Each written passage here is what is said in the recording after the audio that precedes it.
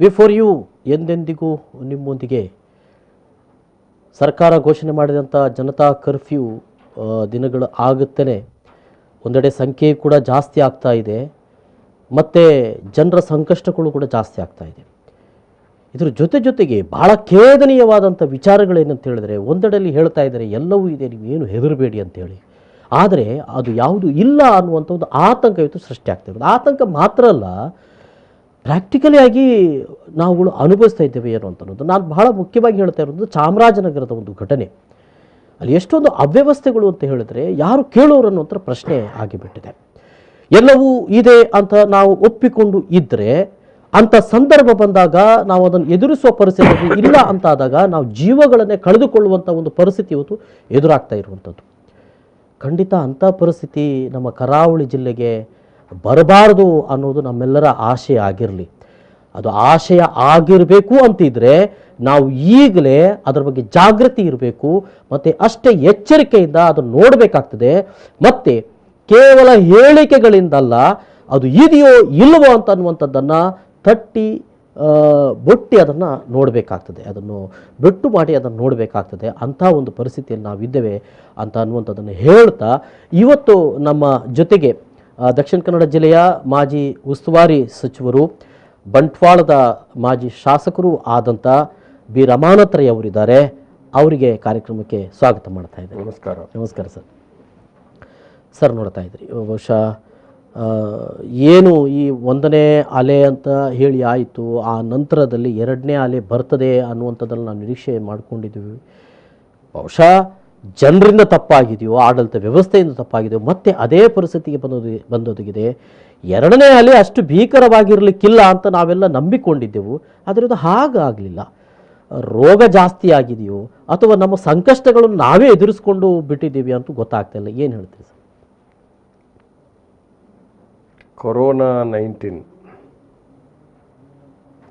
COVID-19 corona virus 2ನೇ ಅಲೆ ಗಂಭೀರವಾಗಿ ಹಬ್ತಾ ಇದೆ.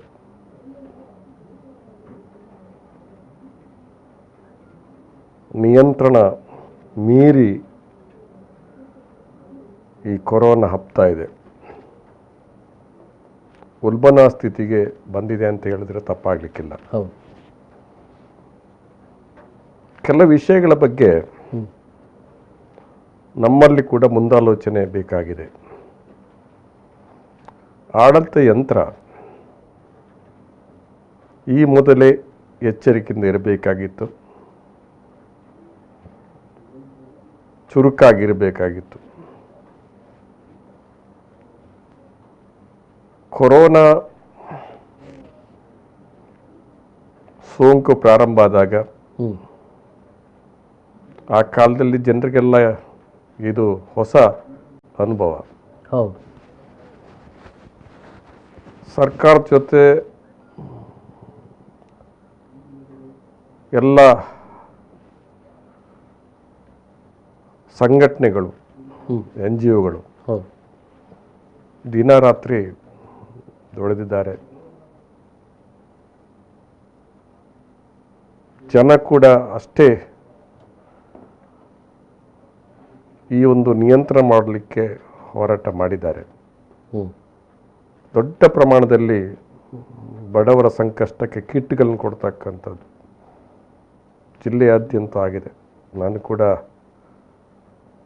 ಶಾಸಕ ಅಲ್ಲದೇ ಇರಬಹುದು, ಮಾಜಿ ಶಾಸಕನಾಗಿ, ಮಾಜಿ ಮಂತ್ರಿಯಾಗಿ ನನ್ನ ಕ್ಷೇತ್ರದಲ್ಲಿ ದೊಡ್ಡ ಮಟ್ಟದಲ್ಲಿ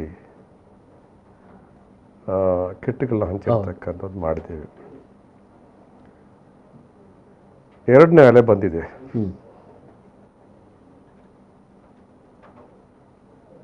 ಇದನ್ನು ನಿಭಾಯಿಸ್ತಕ್ಕಂಥದ್ದು ಸರ್ಕಾರದ ಹೊಣೆಗಾರಿಕೆ. ಹೌದು, ನೀವು ಹೇಳಿದಾಗೆ ಅದಕ್ಕೆ ಬೇಕಾದಂಥ ಎಲ್ಲ ವ್ಯವಸ್ಥೆಗಳು ಉಂಟು ಅಂತ ಹೇಳಿಕೆಗಳನ್ನು ಕೊಡ್ತಾರೆ. ಆಮ್ಲಜನಕದ ಕೊರತೆ ಬರ್ತದೆ ಅಂತೆಲ್ಲ ನಾವು ನಿರೀಕ್ಷೆ ಮಾಡಿರಲಿಲ್ಲ. ಹೌದು, ನಿಜ. ಪ್ರಾರಂಭದಲ್ಲಿ ನನಗೆ ನಾವು ಅಲ್ಲಿವರೆಗೆ ಹೋಗ್ಬೋದು ಅಂತ ನಾವು ನಿರೀಕ್ಷೆ ಮಾಡಿರಲಿಲ್ಲ. ಕರೆಕ್ಟ್. ಒಂದು ಸಾಮಾನ್ಯವಾದಂಥ ವ್ಯವಸ್ಥೆ ಅಂತ ನಾವು ತಿಳ್ಕೊಂಡಿದ್ವಿ. ಹ್ಮ್. ಇವತ್ತು ಆಮ್ಲಜನಕದ ಕೊರತೆ ಎಲ್ಲಿವರೆಗೆ ಹೋಯಿತು ಅಂತ ಹೇಳಿದ್ರೆ, ದೇಶದ ವಿಷಯವನ್ನು ಮಾತಾಡ್ತಾ ಹೋದರೆ ಅದು ಭಾಳಷ್ಟು ಮಾತಾಡ್ಬೋದು. ಆದರೆ ಕರ್ನಾಟಕಕ್ಕೆ ಬಂದಾಗ ಕಲಬುರಗಿಯಲ್ಲಿ ಮಂತ್ರಿಗಳು ಹೋಗಿ ಬಂದು ಏನು ಸಮಸ್ಯೆ ಇಲ್ಲ, ಆಮ್ಲಜನಕ ಕೊರತೆ ಇಲ್ಲ ಅಂತ ಹೇಳಿದ ಮೇಲೆ 4 ಜನ ಸತ್ತಿದ್ದಾರೆ ಅಲ್ಲಿ. ಚಾಮರಾಜನಗರದ ವಿಷಯವನ್ನು ನಾವು ಎನಿಸಿಕೊಳ್ಳಲಿಕ್ಕೆ ಆಗೋದಿಲ್ಲ. ಸರ್ಕಾರದ ಹೇಳಿಕೆಗಳು ಏನೇ ಇರಬಹುದು, ಒಂದು ಕಡೆ 24 ಜನ ಸತ್ತಿದ್ದಾರೆ, ಆ ಎಲ್ಲ 24 ಜನ ಆಮ್ಲಜನಕ ಕೊರತೆಯನ್ನು ಸತ್ತಿಲ್ಲ ಅಂತ ಹೇಳುವಂಥ ಹೇಳಿಕೆಗಳು ಬಂದಿದೆ. ಅದ್ರ ಜೊತೆಯಲ್ಲಿ ಸ್ಥಳೀಯವಾದಂಥ ಚುನಾಯಿತ ಜನಪ್ರತಿನಿಧಿಗಳು ಹೇಳ್ತಾರೆ 24 ಜನ ಇಲ್ಲ 34 ಜನ ಸತ್ತಿದ್ದಾರೆ. ಒಂದು ಸಾಮಾನ್ಯ ಜ್ಞಾನದಲ್ಲಿ ನಾವು ಯೋಚನೆ ಮಾಡಬೇಕಂದ್ರೆ, ಚಾಮರಾಜ ಜಿಲ್ಲೆಯಲ್ಲಿ ಒಂದು ಆಸ್ಪತ್ರೆಯಲ್ಲಿ ಬೇರೆ ಬೇರೆ ಕಾರಣದಿಂದ ಒಂದೇ ದಿವಸ ಇಷ್ಟು ಜನ ಸಾಯಲಿಕ್ಕೆ ಸಾಧ್ಯ ಇದೆ ಎಂಬುದು ಪ್ರಶ್ನೆ. ಬೇರೆ ಬೇರೆ ಕಾರಣದಿಂದ 34 ಜನ ಒಂದು ದಿವಸ ಸಾಯಲಿಕ್ಕೆ ಸಾಧ್ಯ ಇದೆ. ಇವತ್ತಿನ ಒಂದು ವಾತಾವರಣ ಮುಂದಕ್ಕೆ ಏನಾಗುತ್ತೆ ನನಗೆ ಗೊತ್ತಿಲ್ಲ. ಅಲ್ಲ, ಒಂದು ವೇಳೆ ಸಾಮಾನ್ಯವಾಗಿ ಅಷ್ಟು ಜನ ಸಾಯ್ತಾ ಇರ್ತಾರೆ ಆ ಆಸ್ಪತ್ರೆಯಲ್ಲಿ ಅಂತ ಆದ್ರೆ ಅದಕ್ಕೆ ಮತ್ತೆ ಬೇರೆ ಕಾರಣ ನೋಡ್ಬೇಕಾಗ್ತದೆ, ಏನು ಅಂತ ನೋಡ್ಬೇಕು. ಡೈಲಿ ಸಾಯ್ತಾ ಇದೆ, ಅದನ್ನ ನಾನು ಹೇಳಲಿಕ್ಕೆ ಹೋಗುದಿಲ್ಲ. ಅಂತೂ ಆಮ್ಲಜನಕದ ಕೊರತೆಯಿಂದ ತೀರಿಕೊಂಡಿದ್ದಾರೆ. ಇವತ್ತು ವೆಂಟಿಲೇಟರ್ನ ಕೊರತೆ ಇದೆ, ಬೆಡ್ಡಿನ ಕೊರತೆ ಇದೆ, ICUವಿನ ಕೊರತೆ ಇದೆ, ಇಂಟೆನ್ಸಿವ್ ಕೇರ್ ಯೂನಿಟ್ ಬೇಕಾಗಿದೆ, ಮೆಡಿಸಿನ್ ಕೊರತೆ ಇದೆ. ಕೊರೋನಾ ಅದನ್ನ ರೋಗ ಲಕ್ಷಣವನ್ನು ಕಂಡುಹಿಡಿಯಲಿಕ್ಕೆ ಬೇಕಾದಂಥ ವ್ಯವಸ್ಥೆಗಳು, ಅದರ ರಿಸಲ್ಟ್ ಬರುವಾಗ ತಡವಾಗಿತ್ತೆ. ಆಸ್ಪತ್ರೆಯಲ್ಲಿ ಬೇರೆ ಬೇರೆ ಕಾರಣದಿಂದ ಹೋದಾಗ ಕೊರೋನಾ ಸೋಂಕಿನ ರಿಸಲ್ಟ್ ಕೊಡಬೇಕು, ಕೊಡದಿದ್ದರೆ ಕೆಲವು ಸರಿ ಮುಟ್ಟುವುದೇ ಇಲ್ಲ, ಆಕ್ಸಿಡೆಂಟ್ ಆಗಿ ಇನ್ನೊಂದು ಪ್ರಕರಣಗಳು, ಇದು ಕೂಡ ಇನ್ನೊಂದು ಸಮಸ್ಯೆ. ಒಟ್ಟಾರೆಯಾಗಿ ಒಂದು ಗಂಭೀರವಾದಂಥ ಸ್ಥಿತಿ ಇದೆ. ಇದು ಮುಂದಿನ ದಿವಸಗಳಲ್ಲಿ ಏನಾಗುತ್ತೆ ಅನ್ನುವಂಥದ್ದು ನಮಗೆ ಎಲ್ಲರಿಗೂ ಕೂಡ ಭಯ ಇದೆ ಅನ್ನುವಂಥ ಮಾತನ್ನು ನಾನು ಹೇಳಲಿಕ್ಕೆ ಇಷ್ಟಪಡ್ತಾ ಇದ್ದೀನಿ. ನಾವು ಸರ್ಕಾರ ಟೀಕೆ ಮಾಡುವಂಥ ಕೆಲಸ ಮಾಡ್ತಾ ಇಲ್ಲ. ನಾವು ನಮಗೆ ಸಾಧ್ಯವಾದಷ್ಟು ಮಟ್ಟಿನ ನಮ್ಮದೇ ಏನು ಸಹಕಾರ ಮಾಡಲಿಕ್ಕೆ ಸಾಧ್ಯ ಇದೆ ಮಾಡ್ತೀವಿ. ನಾವು ನಮಗೆ ಅಖಿಲ ಭಾರತ ಕಾಂಗ್ರೆಸ್ ಸಮಿತಿಯ ನಮ್ಮ ಉಸ್ತುವಾರಿ ಪ್ರಧಾನ ಕಾರ್ಯದರ್ಶಿ ಸುರ್ಜಿವಾಲಾ ಅವರು ಝೂಮ್ ಮೀಟಿಂಗ್ ಮಾಡಿ, ಪ್ರದೇಶ ಕಾಂಗ್ರೆಸ್ ಅಧ್ಯಕ್ಷರು ಝೂಮ್ ಮೀಟಿಂಗ್ ಮಾಡಿ ನಾವೆಲ್ಲ ಏನೆಲ್ಲ ಮಾಡಬೇಕು, ವಾರ್ ರೂಮ್ಗಳನ್ನ ತೆರೆಯಬೇಕು, ಸಹಾಯವಾಣಿಗಳನ್ನು ಮಾಡಬೇಕು, ಆಂಬ್ಯುಲೆನ್ಸ್ಗಳನ್ನು ಇಡಬೇಕು ಅಂತ ಹೇಳುವಂಥ ಸೂಚನೆ ಪ್ರಕಾರ ನಾವು ಕೂಡ ಇವತ್ತು ನಮ್ಮ ಜಿಲ್ಲೆಯಲ್ಲಿ ಒಂದು ಆಂಬ್ಯುಲೆನ್ಸ್ ಇದೆ, ನಾಳೆ ಇನ್ನೊಂದು ಆಂಬ್ಯುಲೆನ್ಸ್ ನಾವು ಇಡ್ತೇವೆ. ಒಂದು ಕ್ರಿಯಾಶೀಲ ವಾರ್ ರೂಮ್ ನಮ್ಮಲ್ಲಿದೆ, ಅದರೆಲ್ಲ ಮಾಹಿತಿಗಳನ್ನು ನಾವು ಪಡ್ಕೊಳ್ತೀವಿ. ಅವರಿಗೆ ನಮ್ಮಿಂದ ಸಾಧ್ಯವಾದ ಸಹಾಯವನ್ನು ಕೊಡ್ತಕ್ಕಂಥದ್ದು, ಬೀದಿ ಬದಿಯಲ್ಲಿ ಊಟ ಕೇಳದವರಿಗೆ ನಮ್ಮ ಕಡೆಯಿಂದ ಅವರಿಗೆ ಸಹಾಯ ಮಾಡ್ತಕ್ಕಂಥದ್ದನ್ನು ಮಾಡ್ತಾ ಇದ್ದೀವಿ. ರಕ್ತದ ಕೊರತೆ ಆಗುತ್ತೆ ಅಂತೇಳಿ ಎಲ್ಲ ಸಂಘ ಸಂಸ್ಥೆ ರಕ್ತವನ್ನು ಕೊಡುವಂಥ ಕಾರ್ಯಕ್ರಮಗಳು ಮಾಡ್ತಾ ಇದೆ. ನಾನು ಒಂದು ಮೀಟಿಂಗನ್ನು ಕರೆದಿದ್ದೆ. ನಮ್ಮ ಜಿಲ್ಲಾ ಕಾಂಗ್ರೆಸ್ ಅಧ್ಯಕ್ಷರಿಗೆ ಕೊರೋನಾ ಪಾಸಿಟಿವ್ ಆಗಿದೆ. ಅವರು ಗೈರಾಜಿಯಲ್ಲಿ ನಾನು ಮೀಟಿಂಗ್ ಮಾಡಿ ಎಲ್ಲ ಬ್ಲಾಕ್ನಲ್ಲೂ ಕೂಡ ನೀವು ಈ ವ್ಯವಸ್ಥೆ ಜೊತೆಯಲ್ಲಿ ರಕ್ತದ ಕೊರತೆ ಆಗ್ತಾ ಇದೆ, ರಕ್ತದಾನ ಶಿಬಿರಗಳನ್ನು ಮಾಡಬೇಕು ಅಂತೇಳಿ ಇವತ್ತು ಬೆಳಗ್ಗೆ ಉತ್ತರ ಬ್ಲಾಕ್ ಕಾಂಗ್ರೆಸ್ಸಿನ ಒಂದು ರಕ್ತದಾನ ಶಿಬಿರ KMC ಆಸ್ಪತ್ರೆ ಸಹಯೋಗದಿಂದ ಮಾಡಿದ್ದೀವಿ. ಬಂಟ್ವಾಳದಲ್ಲಿ ಆದಿತ್ಯವಾರ ದಿವಸ 9 ರಿಂದ 1 ಗಂಟೆ ತನಕ ಬೆಸ್ಟ್ ಆಂಗ್ಲ ಮಾಧ್ಯಮ ಶಾಲೆಯಲ್ಲಿ ನಾವು KMC ಆಸ್ಪತ್ರೆ ಸಹಯೋಗದಿಂದ ಒಂದು ರಕ್ತದಾನ ಶಿಬಿರ ಹೀಗೆ ಎಲ್ಲ ಕಡೆ ಮಾಡ್ತಾ ಇದ್ದೀವಿ. ಇದು ಮಾಡ್ತಾ ಇರ್ತೀವಿ. ಹಾಗೆ NGOಗಳು ಕೂಡ ಮಾಡ್ತಾ ಇರ್ತಾರೆ. ಆದರೆ ಈ ಉಲ್ಬಣ ಸ್ಥಿತಿಗೆ ಹೋದಾಗ ನಾವೇನು ಮಾಡೋದು ಅನ್ನುವಂಥದ್ದು ಕೂಡ ನಮಗೆಲ್ಲ ಒಂದು ರೀತಿಯ ಆತಂಕ ಇದೆ. ಆತಂಕ ಅಂತ ಹೇಳಿ ನಾವು ಜನರಿಗೆ ಭಯ ಹುಟ್ಟಿಸ್ತಕ್ಕಂಥ ಕೆಲಸವನ್ನು ಮಾಡುವಂಥದ್ದು ಆಗಬಾರ್ದು. ಕೆಲವು ಸರಿ ಪತ್ರಿಕೆಯವರು ಮಾತಾಡುವಾಗ ಭಯ ಹುಟ್ಟಿಸ್ತಾರೆ ಅಂತ ಹೇಳುವಂಥ ಅಭಿಪ್ರಾಯವನ್ನು ವ್ಯಕ್ತಪಡಿಸ್ತಾರೆ. ಆದರೆ ಜನಜಾಗೃತಿಯನ್ನು ಮಾಡ್ತಕ್ಕಂಥ ಕೆಲಸವನ್ನ ಮಾಧ್ಯಮ ಕೂಡ ಮಾಡಬೇಕಾಗಿದೆ. ನೀವು ಎಚ್ಚರಿಕೆ ಇರಬೇಕು, ಎಚ್ಚರಿಕೆ ತಪ್ಪಿದರೆ ಅಪಾಯ ಇದೆ ಅನ್ನುವಂಥ ಒಂದು ಭಾವನೆಯನ್ನ ಜನರಿಗೆ ಕೊಡುವಂಥ ಕೆಲಸವನ್ನ ಮಾಧ್ಯಮ ಕೂಡ ಮಾಡಬೇಕು. ಇಲ್ಲ ಅಂತಂದ್ರೆ ನಿಯಂತ್ರಣ ತಪ್ಪಲಿಕ್ಕೆ ಹೆಚ್ಚು ಅವಕಾಶಗಳಾಗ್ತವೆ. ಸರ್, ಇಲ್ಲಿ ಜಿಲ್ಲಾ ಕೇಂದ್ರದಲ್ಲಿ ಒಂದು ಕೋವಿಡ್ ಕೇರ್ ಸೆಂಟರ್ ಇರೋದೇನೋ ಸರಿ, ಆದರೆ ನಮ್ಮ ಹತ್ರ ಪ್ರಾಥಮಿಕ ಆರೋಗ್ಯ ಕೇಂದ್ರಗಳೇನು ಕಡಿಮೆ ಇಲ್ಲ. ಬಹುಶಃ ತಾವು ತಮ್ಮ ಅವಧಿಯಲ್ಲಿ ಅತ್ಯಧಿಕ ಆರೋಗ್ಯ ಕೇಂದ್ರಗಳನ್ನು ತಮ್ಮ ಕ್ಷೇತ್ರದಲ್ಲಿ ತೆರೆದಿದ್ರಿ. ಮಾತ್ರ ಅಲ್ಲ, ಹೋಬಳಿ ಮಟ್ಟದಲ್ಲಿ ಒಮ್ಮಿಂದ ಮೇಲೆ ಒಂದೇ ದಿನ ಸುಮಾರು 22 ಆರೋಗ್ಯ ಕೇಂದ್ರಗಳನ್ನು ತೆರೆದಂಥ ಒಂದು ದಾಖಲೆ ತಮ್ಮ ಅವಧಿಯಲ್ಲಿ ತಾವು ಮಾಡಿದ್ದೀರಿ ಅಂತನ್ನುವಂಥದ್ದು. ಹೀಗೆಲ್ಲ ಇರುವಾಗ ಗುರುಪುರ ಹೋಬಳಿಯಲ್ಲಿ ತಾವು ಮಾಡಿರುವಂಥದ್ದು. ಸೊ ಹೀಗೆಲ್ಲ ಇರುವಾಗ ಅವೆಲ್ಲ ಇದೆ, ಅದನ್ನು ಒಂದು ಕೋವಿಡ್ ಕೇರ್ ಸೆಂಟರ್ ಆಗಿ ಯಾಕೆ ಈಗ ಅದನ್ನು ಡೆವಲಪ್ ಮಾಡಲಿಕ್ಕೆ ಸಾಧ್ಯ ಇಲ್ಲ ಅಂತ ಒಂದು ಇದನ್ನು ಪ್ಲ್ಯಾನನ್ನು ತಾವು ಯಾಕೆ ಅದು ಕೊಡಬಾರ್ದು ಸಂಬಂಧಪಟ್ಟ ಇಲಾಖೆಯವರಿಗೆ? ಈಗ ತಾವು ಹೇಳಿದಾಗೆ IPP ಪ್ರೋಗ್ರಾಮ್ ಅಂತ, ಇಂಡಿಯನ್ ಪಾಪ್ಯುಲೇಷನ್ ಪ್ರೋಗ್ರಾಮ್, ಓಕೆ, ಅದರ ಸದುಪಯೋಗವನ್ನು ಮಾಡಿದವ ನಾನು ಮಾತ್ರ ಒಂದು ಲೆಕ್ಕದಲ್ಲಿ. ಒಂದು ಹೋಬಳಿಯಲ್ಲಿ ಎಲ್ಲ ಗ್ರಾಮಕ್ಕೆ ಒಂದು ಆರೋಗ್ಯ ಉಪಕೇಂದ್ರ, ಸಬ್ ಸೆಂಟರ್. ನಾವು 22 ಸಬ್ ಸೆಂಟರ್, ಒಂದು ಯೂನಿಟ್ಗೆ 5 ಲಕ್ಷ ಖರ್ಚಾಗ್ತಿತ್ತು ಆವಾಗ. ಒಂದೇ ದಿವಸ ನಾವು ಶಂಕುಸ್ಥಾಪನೆ ಮಾಡಿದ್ದು, 1 ವರ್ಷ ಬಿಟ್ಟು ಒಂದೇ ದಿವಸ ಉದ್ಘಾಟನೆ ಮಾಡಿದ್ದು. ಸುಜನ್ ಚಂದ್ರ ಅಂತೇಳಿ ಒಬ್ಬ ಜೂನಿಯರ್ ಇಂಜಿನಿಯರ್, ಅವರು ಈ ಕಾರ್ಯಕ್ರಮದ ಮುಖ್ಯ ವ್ಯಕ್ತಿ. ಒಂದೇ ದಿವಸ ಶಂಕುಸ್ಥಾಪನೆ, 9 ಗಂಟೆ ಬೆಳಗ್ಗೆಯಿಂದ ಸಂಜೆ ತನಕ. ಉದ್ಘಾಟನೆ ಒಂದೇ ದಿವಸ. ನಾನು ಇವತ್ತು ನೆನಪಿದೆ, 9 ಗಂಟೆಯಿಂದ ರಾತ್ರಿ 10 ಗಂಟೆ ಆಗಿತ್ತು ನಾವು ಅದನ್ನ ಮುಗಿಸ್ಬೇಕಾದ್ರೆ. 22 ಆರೋಗ್ಯ ಕೇಂದ್ರ, ಆವಾಗ 5 ಲಕ್ಷ. ಆದ್ರೆ ಈಗ 2001ನೇ ಇಸ್ವಿ, 20 ವರ್ಷದ ಹಿಂದೆ, ಅದು 20 ವರ್ಷ ಹಿಂದೆ ಆಗಿದೆ. ಆ ಯೂನಿಟ್ ಕಾಸ್ಟ್ ಈಗ ಅದಕ್ಕೆ 15 ಲಕ್ಷ. ಅದ್ರ ಹೋಬಳಿ ಮಟ್ಟ ಅಂತ ಹೇಳ್ಬೋದಾ, ಗ್ರಾಮ ಮಟ್ಟದಲ್ಲಿ? ಅದು ಗ್ರಾಮ ಮಟ್ಟದಲ್ಲಿ, ಅದ ಉಪಕೇಂದ್ರಗಳು. ಸರಿ. ಅದೇ ರೀತಿಯಲ್ಲಿ ಇವತ್ತು ವಾಮದ ಪದವಿನಲ್ಲಿ ಸಮುದಾಯ ಆರೋಗ್ಯ ಕೇಂದ್ರ ಅಂತ ಹೇಳಿದ್ರೆ ಅದು ತಾಲೂಕು ಕೇಂದ್ರದಲ್ಲಿ ಅಥವಾ ಹೋಬಳಿ ಕೇಂದ್ರದಲ್ಲಿ ಮಾತ್ರ ಇರೋದು.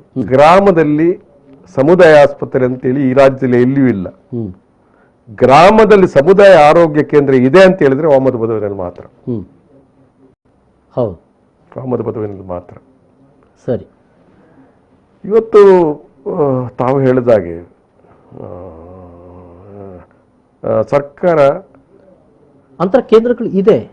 ಈಗ ಸಮುದಾಯ ಆರೋಗ್ಯ ಕೇಂದ್ರವನ್ನು ಕೂಡ ಬಹುಶಃ ವಾಮದ ಪದವಿನಲ್ಲಿ ಅಂತ ವ್ಯವಸ್ಥೆಗಳೇನಾದ್ರು? ಈಗ ವಾಮದ ಪದವಿನಲ್ಲಿ ಏನು ಮಾಡಿದ್ದಾರೆ ಅಂತ, ಹಾಸ್ಟೆಲ್ ಇದೆ. ನಾವು ಹೊಸದಾಗಿ ಮೊನ್ನೆ ಒಂದು 2 ಹಾಸ್ಟೆಲ್, ಹೆಣ್ಮಕ್ಕಳ ಹಾಸ್ಟೆಲ್, ಒಳ್ಳೆ ಕಟ್ಟಡ ಮಾಡಿದ್ದೇವೆ.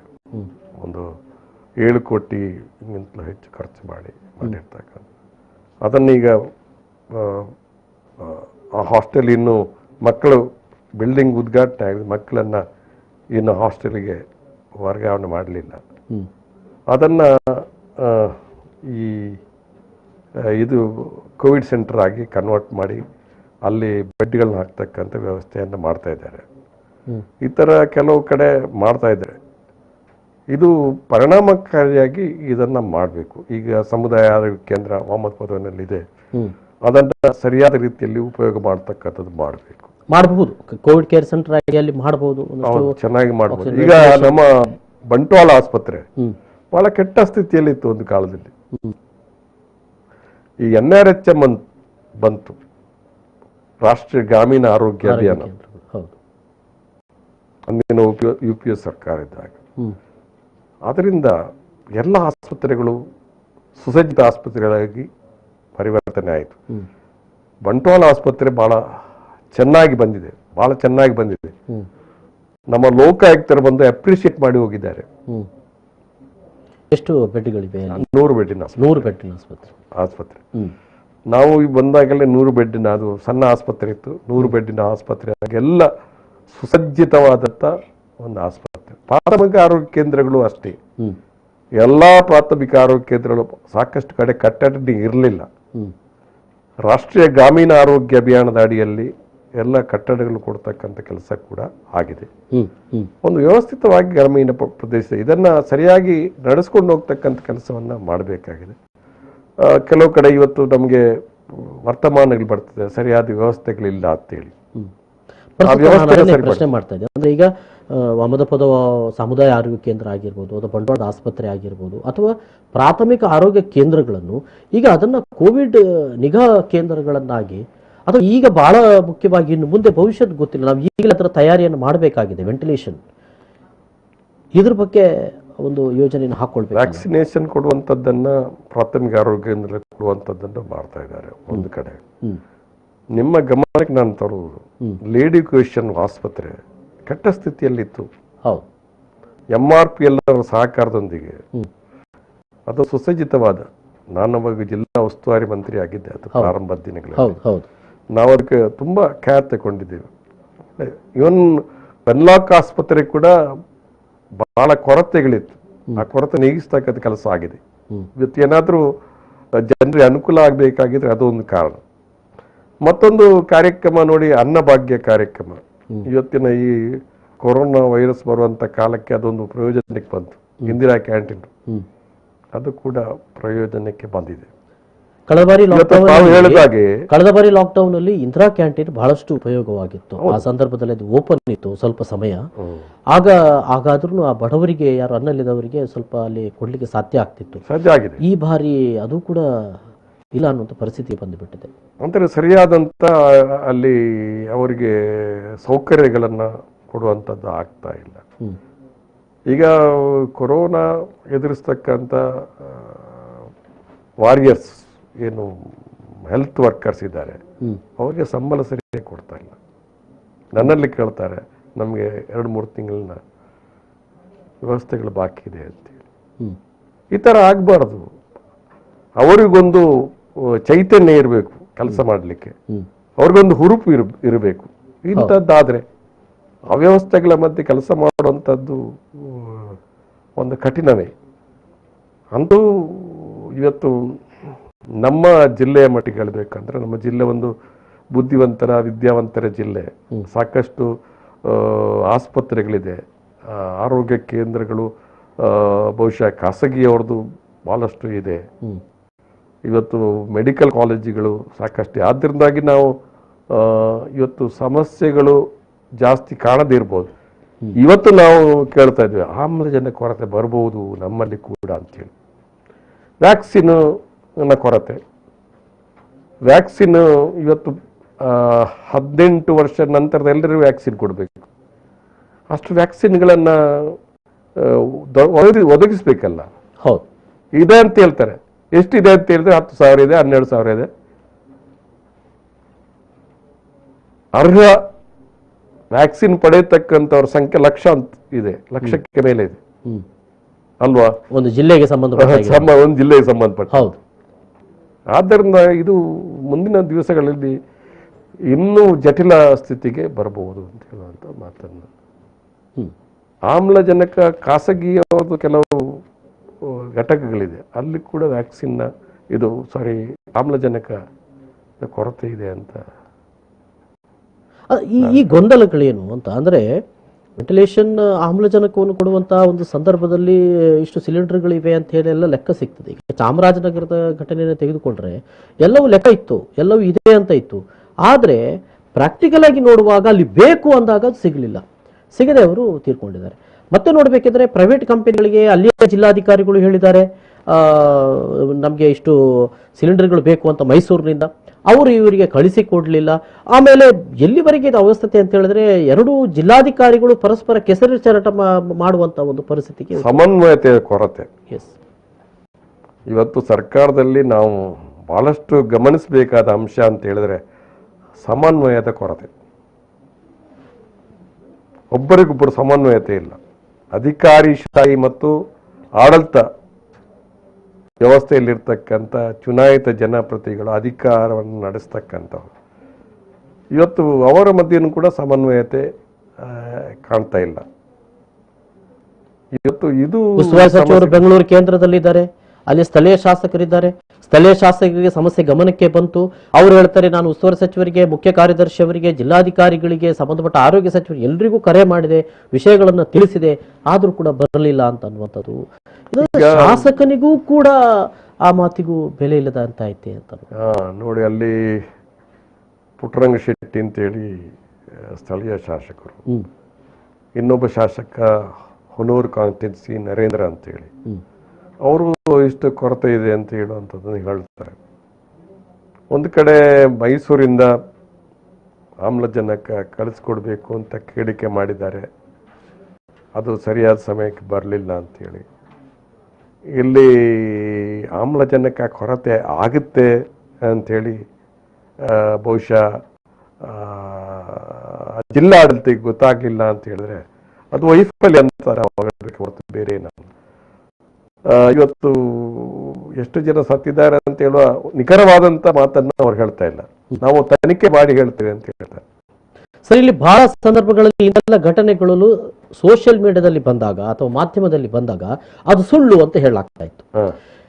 ಆಸ್ಪತ್ರೆ ಅಥವಾ ಐಸಿಯುವಿನ ಒಳಗಡೆ ನಾನು ಒಂದಷ್ಟು ಸಮಸ್ಯೆಗೆ ಈಡಾಗ್ತಾ ಇದ್ದೇನೆ, ನನಗೆ ಅನ್ನ ಕೊಡ್ತಾ ಇಲ್ಲ, ನೀರು ಕೊಡ್ತಾ ಇಲ್ಲ, ನನ್ನನ್ನು ಸರಿಯಾಗಿ ನೋಡ್ತಾ ಇಲ್ಲ, ಇವರು ಏನು ಕೊಡುವುದಿಲ್ಲ, ಟ್ಯಾಬ್ಲೆಟ್ ಕೂಡ ಕೊಡುವುದಿಲ್ಲ, ನನಗೆ ಆಕ್ಸಿಜನ್ ಬೇಕು, ಈಗ ಅದನ್ನು ಕೂಡ ಇವರು ಮಾಡ್ತಾ ಇಲ್ಲ, ನನಗೆ ಹೆದರಿಕೆ ಆಗ್ತಾ ಇದೆ, ನನ್ನ ದಯವಿಟ್ಟು ಈ ಆಸ್ಪತ್ರೆ ಕರ್ಕೊಂಡೋಗಿ ಅಂತ ಹೇಳ್ತಾರೆ. ಅದ್ರ ಬಗ್ಗೆ ಕೇಳುವಾಗಿಲ್ಲ, ಅದೆಲ್ಲ ಸುಳ್ಳು, ಹಾಗೇನೂ ಇಲ್ಲ ಅಂತ. ಕೆಲವೊಂದು ಕಡೆಗಳಲ್ಲಿ ಕೆಲವು ವೈದ್ಯರುಗಳು ಕೂಡ ಅದು ಹಾಗಲ್ಲ, ಇಂಥ ಸಮಸ್ಯೆಗಳು ಅಂತ ವೈದ್ಯಕೀಯವಾದಂಥ ಮಾನದಂಡದಲ್ಲಿ ಅವರು ಅದಕ್ಕೆ ಉತ್ತರಗಳನ್ನು ಕೊಟ್ಟಿದ್ದಾರೆ. ಆದರೆ ಇದು ಈ ಘಟನೆ ಎಲ್ಲೋ ಅದು ಕೂಡ ಸತ್ಯವಾಗಿದೆಯೋ ಏನೋ ಅನ್ನುವಂತೆ ನಮಗೆ ಮಾಡ್ತಾ ಇದೆ ಅಲ್ವೇ ಅಂತ. ಇನ್ನೊಂದು ಅದಕ್ಕೆ ಗಂಭೀರ ವಿಷಯ ಏನಂತಂದ್ರೆ, ರೋಗ ಲಕ್ಷಣ ಕಂಡಂತ ಬಹಳಷ್ಟು ಜನ ಡಾಕ್ಟರ್ ತೋರ್ಲಿಕ್ಕೆ ಹೋಗ್ಲಿಕ್ಕೆ ಭಯ ಪಡ್ತಾರೆ. ಅದೊಂದು ಸೈಕಾಲಜಿ ತಪ್ಪು. ಆಸ್ಪತ್ರೆಯಿಂದ ಅಂತ ಹೇಳೋದಕ್ಕೆ ಬದಲಾಗಿ ಎಲ್ಲೋ ಕೊರೋನಾ ಅಂತ ಹೇಳ್ತಾರೆ, ನಮ್ಗೆ ನಿಜವಾಗಿ ಕೊರೋನಾ ಉಂಟಾ ಇಲ್ವಾ ಅಂತ ನಮ್ಗೆ ಗೊತ್ತಿಲ್ಲ ಅಂತ ಹೇಳುವಂತ ಒಂದು ಆತಂಕ. ಕರೆಕ್ಟ್. ನಾವು ಹೋದ ತಕ್ಷಣ ನಮ್ಗೆ ಕೊರೋನಾ ಅಂತ ಹೇಳ್ತಾರೆ, ಅದಕ್ಕೆ ಹೋಗದಿದ್ರೆ ಒಳ್ಳೇದಲ್ವಾ? ಇದು ಸಹಜವಾಗಿ ಜನ ಇದು ಯಾಕಂದ್ರೆ ಆತರ ಆದ್ರೆ ಇದು ಎಲ್ಲಿ ಮುಟ್ಟುತ್ತೆ ಅಂತ ನನಗೆ ಹೇಳಲಿಕ್ಕೆ ಆಗುತ್ತಿಲ್ಲ. ಬಹುಶಃ ನಮ್ಗೆ ವಿಶ್ವಾಸ ಬರಬೇಕು ಎಲ್ಲದರ ಮೇಲೆ, ಎಲ್ಲ ಸರ್ಕಾರದ ಮೇಲೆ ವಿಶ್ವಾಸ ಬರಬೇಕು, ಆಡಳಿತ ವ್ಯವಸ್ಥೆ ಬೇಗೆ ವಿಶ್ವಾಸ ಬರಬೇಕು, ಅಧಿಕಾರಶಾಹಿಗಳ ಮೇಲೆ ನಮ್ಗೆ ವಿಶ್ವಾಸ ಬರಬೇಕು. ವಿಶ್ವಾಸದ ಕೊರತೆ ಇವತ್ತು ಈ ವೈರಸ್ನ ಉಲ್ಬಣಸ್ಥಿತಿ ಬರಲಿಕ್ಕೆ ದೊಡ್ಡ ಕಾರಣ ಅಂತ ನನ್ನ ಅಭಿಪ್ರಾಯ. ಮುಂದೆ ಮತ್ತಷ್ಟು ಮಾತಾಡ್ಬೇಕು ಸರ್, ಒಂದು ಸಣ್ಣ ಬ್ರೇಕ್ ನಂತರ ಮತ್ತೆ ಬರ್ತೀವಿ.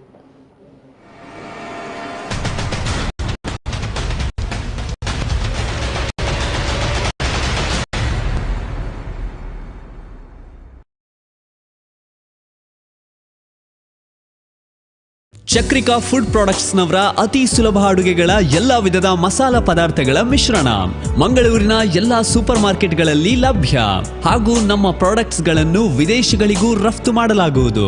ಕೇವಲ 15 ನಿಮಿಷಗಳಲ್ಲಿ ಕುಸುಮ್ಸ್ ಫುಡ್ ಪ್ರಾಡಕ್ಟ್ಸ್ ಅಡುಗೆ ತಯಾರಿ. ಕುಸುಮ್ಸ್ ಫುಡ್ ಪ್ರಾಡಕ್ಟ್ಸ್, ಕಾಳಿಕಾಂಬಾ ದೇವಸ್ಥಾನದ ಹತ್ತಿರ ಕಾ ಸ್ಟ್ರೀಟ್, ಮಂಗಳೂರು.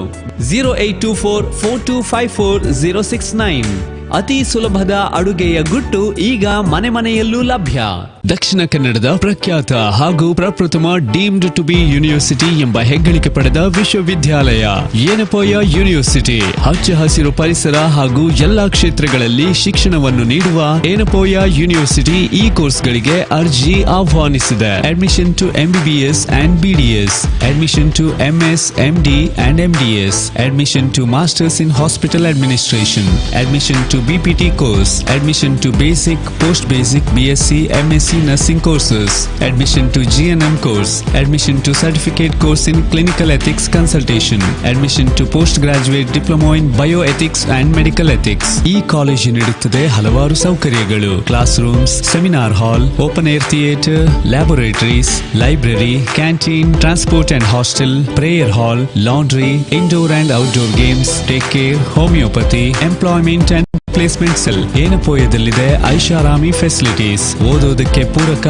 ಹಾಗೂ ನಿಮ್ಮ ವ್ಯಕ್ತಿತ್ವ ವಿಕಸನಕ್ಕೆ ಪೂರಕವಾಗಿರುವ ಫೆಸಿಲಿಟೀಸ್.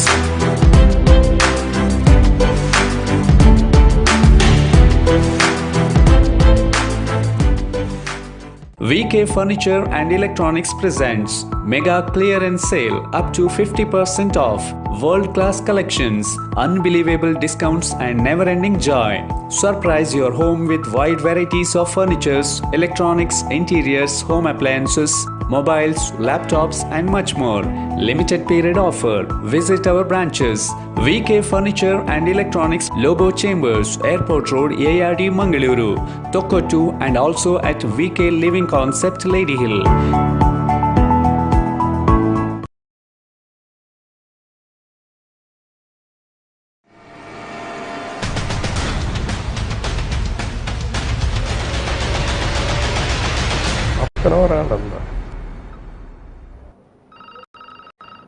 ಖಂಡಿತ ನಾವು ಯಾರು ಕೂಡ ಆತಂಕ ಪಡಬೇಕಾದ ಅಗತ್ಯವಿಲ್ಲ. ಯಾಕಂತ ಹೇಳಿದ್ರೆ ಈ ಎಲ್ಲಾ ಘಟನೆಗಳು ನಡೆದಿರುವಂತದ್ದು ಒಂದೆಡೆಯಲ್ಲಿ ಸರ್ಕಾರದ ಅಧಿಕಾರಿಗಳ ಮತ್ತು ಜನಪ್ರತಿನಿಧಿಗಳ ಸಮನ್ವಯತೆಯ ಕೊರತೆಯಿಂದಲೇ ಅಂತ ಅನ್ನುವಂಥದ್ದು. ಈಗಾಗಲೇ ರಮನಾಥ್ ರವರು ಅದನ್ನೇ ಹೇಳ್ತಾ ಇದ್ರು, ಸಮನ್ವಯತೆಯ ಕೊರತೆ ಇದೆ ಅಂತ ಅನ್ನುವಂಥದ್ದು.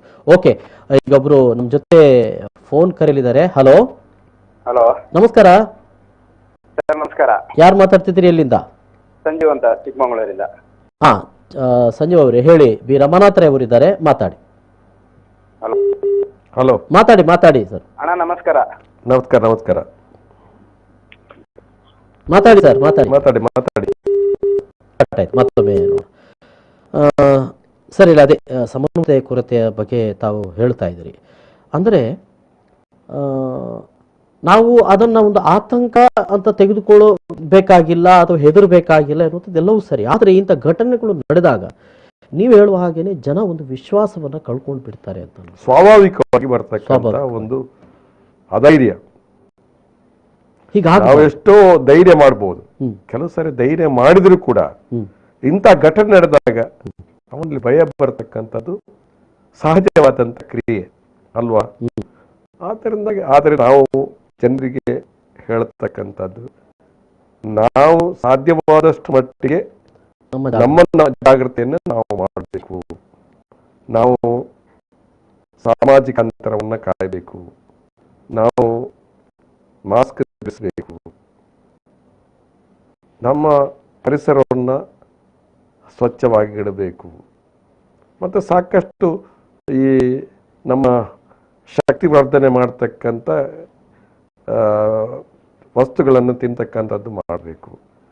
ವ್ಯಾಯಾಮ ಮಾಡಬೇಕು. ನಾನು ದಿವಸಗಳು ವ್ಯಾಯಾಮ ಮಾಡ್ತೇನೆ ಮತ್ತು ಯೋಗ ಮಾಡ್ತೇನೆ. ಎಷ್ಟು ಗಂಟೆಗೆ ಹೇಳ್ತೀರಿ ಸರ್? ನಾನು ಒಂದು 6 ಗಂಟೆಗೆ ಹೇಳ್ತೇನೆ. ನಾನು ಒಂದು 2 ಗಂಟೆ ವ್ಯಾಯಾಮ ಮಾಡ್ತೇನೆ, ಒಳ್ಳೆ ವ್ಯಾಯಾಮ ಮಾಡ್ತೇನೆ. ನಾನು ಯೋಗದ ಕೆಲವು ಮಾಡ್ತೇನೆ, ಧ್ಯಾನ ಕೂಡ ಮಾಡ್ತೀನಿ, ಪ್ರಾಣಾಯಾಮ ಮಾಡ್ತೀನಿ. ಪ್ರಾಣಾಯಾಮ ಅದು ನನಗೆ ಹೆಚ್ಚು ಲಾಭ ಆಗಿದೆ ಅಂತ ನಾನು ತಿಳ್ಕೊಂಡಿದ್ದೀನಿ. ನಾನು ಎಷ್ಟೇ ಮಾಡಿದ್ರು ನಾನು ಜನರ ನನಗೆ ಈಗ 69 ವರ್ಷ ನಡೀತದೆ, 70 ವರ್ಷ ಹತ್ರ. ನಾನು ಯಾವುದೇ ಕಾರ್ಯಕ್ರಮವನ್ನ ತಪ್ಪಿಸುವುದಿಲ್ಲ. ಕರೆದ ಕಾರ್ಯಕ್ರಮಕ್ಕೆ ಮದುವೆ ಆಗ್ಲಿ ಏನಾಗ್ಲಿ ನನಗೆ ಜೋರು ಮಾಡ್ತಾರೆ ಮನೆಯಲ್ಲಿ. ನನ್ನ ಸ್ನೇಹಿತರವರು, ನೀವು ವಯಸ್ಸಾದವರು ಯಾಕೆ ಹೋಗ್ತೀರಿ, ಇದು ಕಠಿಣವಾದಂತ ಸನ್ನಿವೇಶ. ಒಮ್ಮೆ ಬಹಳ ದೇಹ ಭಾರ ತುಂಬಾ ಜಾಸ್ತಿ ಇತ್ತು ಒಂದು ಸಂದರ್ಭದಲ್ಲಿ. ಯಾವಾಗ ನಿಮ್ಗೆ ಅದು ಗೊತ್ತಾದ? ನಾನು ಒಂದಲ್ಲ ತೀರ್ಮಾನ ಮಾಡಿದೆ, 128 ಕೆಜಿ. 128 ಕೆಜಿ ಇದ್ರಿ? ಹೌದು. ಆವಾಗ ನನಗೆ ಭಯ ನೆನಪಿತ್ತು. ಮಂಡ್ಯದಲ್ಲಿ ಒಬ್ರು ಜಯರಾಮ್ ಅಂತ ಅವ್ರು ತೀರ್ಕೊಂಡಿದ್ರು. ಅವ್ರು ಬಿಟ್ರೆ ಅತ್ಯಧಿಕ ದೊಡ್ಡ ದೇಹ ಅಂದ್ರೆ ರಮನಾಥ್ ರೈ ಅವರು. ಕೂತಾಗ ನಮ್ಮ ಚಾರಿ ಮುರಿದು ಬೀಳ್ತಾ ಇತ್ತು, ಅಷ್ಟು ಇತ್ತು. ನಾನೊಂದು ಹೇಳಿದ್ರಿ ಜಯರಾಮ್ ಅವ್ರು ಮೇಂಟೈನ್ ಮಾಡ್ಲಿಲ್ಲ ಅಂತ. ಅವ್ರು ಮೇಂಟೈನ್ ಮಾಡ್ಲಿಲ್ಲ, ಅವ್ರು ಮ್ಯಾನೇಜ್ ಮಾಡ್ತಿದ್ರು. ಒಳ್ಳೆ ಮನುಷ್ಯ ಅವರು. ಹೌದು. ಯಾಕೆಂದ್ರೆ ಅವರು ಮೇಂಟೈನ್ ಮಾಡ್ಲಿಲ್ಲ. ನಾವು ಒಂದು ಅಲ್ಲ, ಯಾರಾದ್ರೂ ನಿಮ್ಗೆ ಸಲಹೆ ಮಾಡಿದ್ರ ಅಥವಾ ನಿಮ್ಗೆ ಅದು? ಒಬ್ರು ನನಗೆ ಚಾಲೆಂಜ್ ಮಾಡಿದ್ರು, ನನ್ನ ಸ್ನೇಹಿತರೊಬ್ರು, ನಿಮ್ಗೆ ಕಡಿಮೆ ಮಾಡ್ಲಿಕ್ಕೆ ಆಗೋದಿಲ್ಲ, ನನ್ಗೆ ಕಡಿಮೆ ಮಾಡಿ ತೋರಿಸ್ತೀನಿ ಅಂತ ಒಂದು ಹೇಳಿದೆ. ಅದೇ ನನಗೆ ಚಾಲೆಂಜ್. ಅದು ನನಗೆ ಅನುಕೂಲವೇ ಆಯ್ತು. ನಾನು ಅದನ್ನ ಬಹಳ, ನಾನೀಗ ಟೋಟಲಿ ವೆಜಿಟೇರಿಯನ್, ಟೋಟಲಿ. ಈಗ ಮೊದಲು ಮಾಂಸ ಮಾತ್ರ ತಿಂದನ್ನು ಬಿಟ್ಟೆ ಮೊದಲು. ಈಗ ಮೀನು, ಮೊಟ್ಟೆ ಯಾವುದೂ ಇಲ್ಲ. ಚಾ ಕಾಪಿನೂ ಕೂಡ ತಗೊಳ್ಳೋದಿಲ್ಲ. ನಾನು ಪ್ಯೂರ್ ವೆಜಿಟೇರಿಯನ್. ಮತ್ತೆ ಟೀ ಕಾಫಿ. ನಾನ್ ವೆಜಿಟೇರಿಯನ್ ತಿನ್ನುವವರಿಗೆ ಇದು ಸಮಸ್ಯೆ ಆಗ್ತದೆ. ವೆಜಿಟೇರಿಯನ್ ಮಾಡಿದಾಗ ಸ್ವಲ್ಪ ಆರೋಗ್ಯದಲ್ಲಿ ಏರುಪೇರು ಆಗ್ತದೆ. ನನಗೆ ಅನುಕೂಲ ಆಯ್ತು. ಯಾಕೆ ಅಂತ ಹೇಳಿದ್ರೆ ನಾನು ವ್ಯಾಯಾಮ ಮಾಡ್ತೇನೆ, ಯೋಗ ಮಾಡ್ತೀನಿ. ಯೋಗ ಮಾಡುವವರಿಗೆ ವೆಜಿಟೇರಿಯನ್ ಒಳ್ಳೇದು ಅಂತ ಹೇಳ್ತಾರೆ. ಇದು ಎಷ್ಟು ವರ್ಷ ಆಯ್ತು ವೆಜಿಟೇರಿಯನ್ ಆಗಿ ತಾವು? ಈಗ ನಾನು ಮೀನು ತಿನ್ನೋದನ್ನ ಬಿಟ್ಟು 1 ವರ್ಷ ಆಯ್ತು. ಮಾಂಸಾಹಾರಿ ಬಿಟ್ಟು ಒಂದು 15-20 ವರ್ಷ ಆಯ್ತು. 15-20 ವರ್ಷ ಆಯ್ತು ಮಾಂಸ ತಿನ್ನೋದನ್ನ ಬಿಟ್ಟು. ಮೀನು ಬಿಟ್ಟು 1 ವರ್ಷ. ಸೊ ಆಗ್ಲಿ. ಮೊಟ್ಟೆ ಮೀನು ಎಲ್ಲ ತಿಂತ ಇದ್ದೆ, ಅದನ್ನು ಸಹ ಬಿಟ್ಟೆ ನಾನು. ಮೊಟ್ಟೆ ಕೂಡ ಬಿಟ್ಟಿದ್ದೀರಿ. ಈಗ ಒಂದು 5-6 ತಿಂಗಳಿಂದ ಕಾಫಿ ಟೀನು ಇಲ್ಲ. ಅದು ಜಾಸ್ತಿ ಬಿಸಿ ನೀರು. ಅದೊಂದು ಕೆಲವೊಂದು ಹವ್ಯಾಸಗಳು ಬಂದ್ರೆ ಅದನ್ನು ಬಿಡೋದು ಬಹಳ ಕಷ್ಟ ಆಗ್ತದೆ. ನಾನು ಒಂದು ಬಿಟ್ಟಿದ್ದೇನೆ. ಅದೇ ನನಗೆ ಒಂದು ಖುಷಿ. ನನ್ನ ಏನೊಂದು ಹವ್ಯಾಸಗಳು ಬಿಟ್ಟಿದ್ದೇನೆ ಅಂತ ಹೇಳುವಂತ ಸಂತೋಷ ನನಗಿದೆ. ವೆಜಿಟೇರಿಯನ್ ಸೊಪ್ಪು ತರಕಾರಿಗಳೇ ತಿಂತೀರಾ ಅಥವಾ ತರಕಾರಿ? ಎಲ್ಲೂ ನಿಮ್ಗೆ ಸಮಸ್ಯೆ ಆಗಲಿಲ್ಲ ನಾನು ನಾನ್ ವೆಜ್ ಬಿಟ್ಟದ್ದು ಬೇಕು ಅಂತ? ಏನು ಅನ್ನಿಸೋದಿಲ್ಲ. ಬಹಳ ಖುಷಿಯಲ್ಲೇ ಇದ್ದೇವೆ ಯಾವುದೇ ರೀತಿಯಲ್ಲಿ ಕೂಡ. ಬಹುಶಃ ತಮ್ಮ ಹಿಂದಿನ 10-15 ವರ್ಷದ ಹಿಂದಿನ ಇದಕ್ಕೂ ಈಗಿನ ಇದಕ್ಕೂ ನಿಮ್ಗೆ ಆರೋಗ್ಯದ ಮೇಲೆ ಯಾವ ರೀತಿ? ನನಗೆ, ನಾನೊಬ್ಬ ಕ್ರಿಯಾಶೀಲವಾಗಿ ಕೆಲಸ ಮಾಡತಕ್ಕಂಥ ವ್ಯಕ್ತಿ ಆದರೂ ಕೂಡ ಕೆಲವು ಸಾರಿ ಕೆಲಸ ಮಾಡಬೇಕು, ಅಲ್ಲಿ ಹೋಗ್ಬೇಕು ಅಂತ ಹೇಳಿ ಮನಸ್ಸಿದ್ರು ಕೂಡ ನನ್ನ ಬಾಡಿ ಪರ್ಮಿಟ್ ಮಾಡ್ತಾ ಇರಲಿಲ್ಲ. ಮನಸ್ಸಿದೆ, ಹೋಗ್ಲಿಕ್ಕೆ ಸ್ವಲ್ಪ. ನೀವೀಗ ಮಾತಾಡ್ತಾ ಇದ್ದೀರಿ, ಅದಕ್ಕೆ ಪೂರಕವಾಗಿ ತೃಪ್ತಿಗೌಡ ಅವರು ಅದೇ ಪ್ರಶ್ನೆಯನ್ನು ಕೇಳ್ತಾ ಇದ್ರು. ನೀವೇನಾದ್ರೂ ಸಜೆಸ್ಟ್ ಮಾಡ್ತೀರಾ ಅಂತ. ಸೊ ಅದನ್ನೇ ನೀವು ಹೇಳ್ತಾ ಇದ್ದೀರಿ, ಹೇಳಿ ಸರ್. ಇವಾಗ ಸಜೆಷನ್ ಅಂತ ಹೇಳಿದ್ರೆ, ನೀವು ವೆಜಿಟೇರಿಯನ್ ಆಗುವುದು ಒಳ್ಳೇದು ಒಂದು. ಮತ್ತೆ ನೀವು ಊಟ ಮಾಡುವಾಗ, ನಾನು ಸಂಜೆಗೆ ಸಾಮಾನ್ಯವಾಗಿ ಮನೆಯಲ್ಲಿ ಬಂದ್ರೆ 6 ಗಂಟೆಗೆ ಊಟ ಮಾಡ್ತೀನಿ. ಮರುದಿವಸ 10:30 ಗಂಟೆ. ಅದೊಂದು ಒಂದು ರೀತಿಯಲ್ಲಿ. ಆದ್ರೆ ನೀವು ಮಲಗುದು ಎಷ್ಟು ಗಂಟೆಗೆ ರಾತ್ರಿ? ಮಲಗುವಾಗ 10:30 ಗಂಟೆ ಅಂತ ಲೆಕ್ಕ. ಕೆಲವು ಸಲ 11 ಗಂಟೆ ಆಗುತ್ತೆ, 11-11:30 ಆಗ್ತದೆ. ಕೆಲವು ಸಲ ನಾನು ಟಿವಿ ನ್ಯೂಸ್ಗಳನ್ನು ನೋಡಿಕೊಂಡು, ಮತ್ತೆ ಕಾರ್ಯಕ್ರಮಗಳಿದ್ರೆ, ಕೆಲವು ಸರಿ ಕಾರ್ಯಕ್ರಮ ಇದ್ರೆ ನಾನು ಸಂಜೆ ಹೊತ್ತು ಊಟ ಮಾಡಿಕೊಂಡು ಹೋಗ್ತೀನಿ. ಇದು ನನಗೆ ಆರೋಗ್ಯಕ್ಕೆ ತುಂಬಾ ಅನುಕೂಲ ಆಗಿದೆ, ಸಂಜೆಗೆ ಊಟ ಮಾಡೋದು. ಮತ್ತೆ ಅದು ಕೋವಿಡ್ ನಿಮ್ಗೆ 16 ಗಂಟೆ ಕೋವಿಡ್ ನಿಮ್ಗೆ ಬರಲೇ ಇಲ್ಲ? ಇಲ್ಲ, ಕಳೆದ ವರ್ಷ ಕೂಡ ಬರಲಿಲ್ಲ. ನಾನು ನೋಡಿದ ಹಾಗೆ ಎಲ್ಲೂ ತಮಗೆ ಬಂದಿದೆ ಅಂತ ನನಗೂ ಕೂಡ. ನಾನು ಬಹಳ ಕಡೆ ತಿರುಗ್ತೇನೆ, ನಾನೇನು ಮನೆಯಲ್ಲೇ ಕೂತ್ಕೊಳ್ಳೋದಿಲ್ಲ, ದಿವಸಾಗ್ಲೂ ತಿರುಗಾಟದಲ್ಲಿ ಇದ್ದೇನೆ. ಯಾವ ಕಾರ್ಯಕ್ರಮದಲ್ಲಿ ನಾನು ಬಿಡೋದಿಲ್ಲ. ಕಳೆದ ಸರಿ ಕೊರೋನಾ ಬಂದಾಗ ನಾನು ನನ್ನ ಕಾನ್ಸ್ಟಿಟ್ಯೂನ್ಸಿ ಅಲ್ಲಿ 50,000 ಕಿಟ್ ಕೊಟ್ಟಿದ್ದೀನಿ. ನಾನೇ ಸ್ಥಳಕ್ಕೆ ಹೋಗಿ ಕೊಟ್ಟಿದ್ದೇನೆ. ನಾನು ಎಲ್ಲ ಕಾರ್ಯಕ್ರಮಕ್ಕೆ ಹೋಗ್ತಾ ಇದ್ದೆ. ನನಗೆ ಒಂದು ರೀತಿಯಲ್ಲಿ ಸಂಜೆ ಬೇಗ ಊಟ ಮಾಡೋದು, ತರಕಾರಿ ತಿನ್ನೋದು, ವ್ಯಾಯಾಮ ಮಾಡೋದು, ಬೆಳಿಗ್ಗೆ ಬೇಗ ಹೇಳೋದು, ಆಹಾರಗಳನ್ನು ಸಮಯ ಸಮಯಕ್ಕೆ ಸರಿಯಾಗಿ ತಿನ್ನೋದು.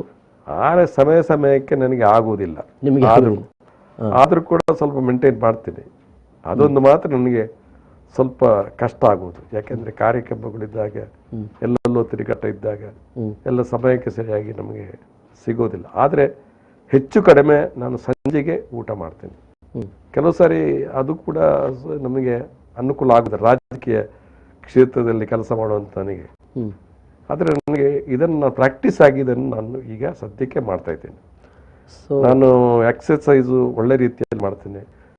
ನಾನೊಂದು ಕಪಾಲಭಾತಿ ಚೆನ್ನಾಗಿ ಮಾಡ್ತೇನೆ, ಭಸ್ತ್ರಿಕ ಚೆನ್ನಾಗಿ ಮಾಡ್ತೇನೆ, ಪ್ರಾಣಾಯಾಮ ಚೆನ್ನಾಗಿ ಮಾಡ್ತೇನೆ. ತಮ್ಮ ಒಂದಷ್ಟು ವಿಡಿಯೋಗಳು ವೈರಲ್ ಆಗಿತ್ತು ಕಳೆದ ಕೆಲ ವರ್ಷಗಳ ಹಿಂದೆ. ಬಹುಶಃ ಒಂದೆಡೆಯಲ್ಲಿ ತಾವು ತಮ್ಮ ವೆಯ್ಟ್ ಅನ್ನು ಇಳಿಸಿಕೊಂಡದ್ದು, ಅದರಲ್ಲಿ ತಾವು ಆರೋಗ್ಯವನ್ನು ಪಡ್ಕೊಂಡದ್ದು. ನಾವೆಲ್ಲ ಏನು ತಿಳ್ಕೊಂಡಿದ್ದೇವೆ ಅಂತ ಹೇಳಿದ್ರೆ, ನೀವು ಬಹುಶಃ ಕಡಿಮೆ ಆಹಾರವನ್ನು ಸೇವಿಸ್ತೀರಿ ಅಂತ.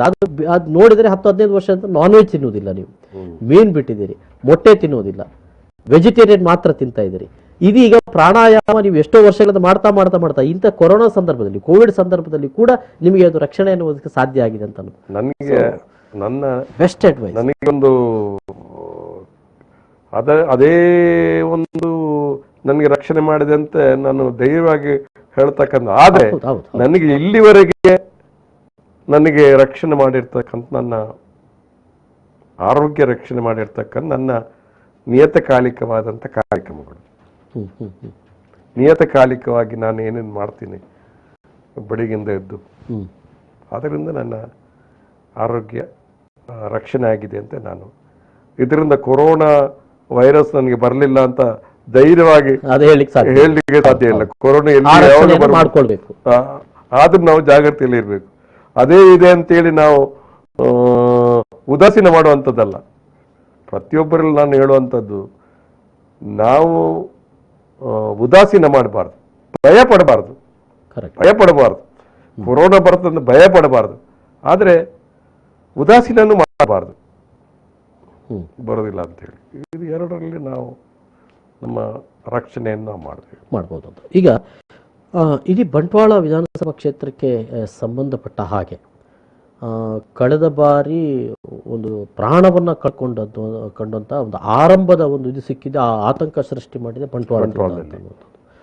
ಸೊ ಈಗ ಹೇಗಿದೆ ಪರಿಸ್ಥಿತಿ? ತಾವು ಸುತ್ತಾಟ ಮಾಡಿದ್ದೀರಾ, ಮತ್ತೆ ಅಲ್ಲಿ ಆರೋಗ್ಯ ಕೇಂದ್ರಗಳು, ಅದು ಇದು ಕೋವಿಡ್ ಕೇರ್ ಸೆಂಟರ್ಗಳು?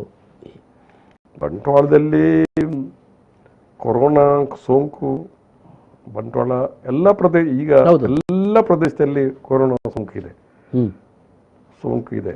ಈಗ ನಗರದಲ್ಲಿದ್ದಂಥವ್ರು ಹಳ್ಳಿಗೆ ಹೋಗ್ತಾ ಇದ್ದಾರೆ, ಹಳ್ಳಿಗೂ ಸ್ಪ್ರೆಡ್ ಆಗ್ತಾ ಇದೆ.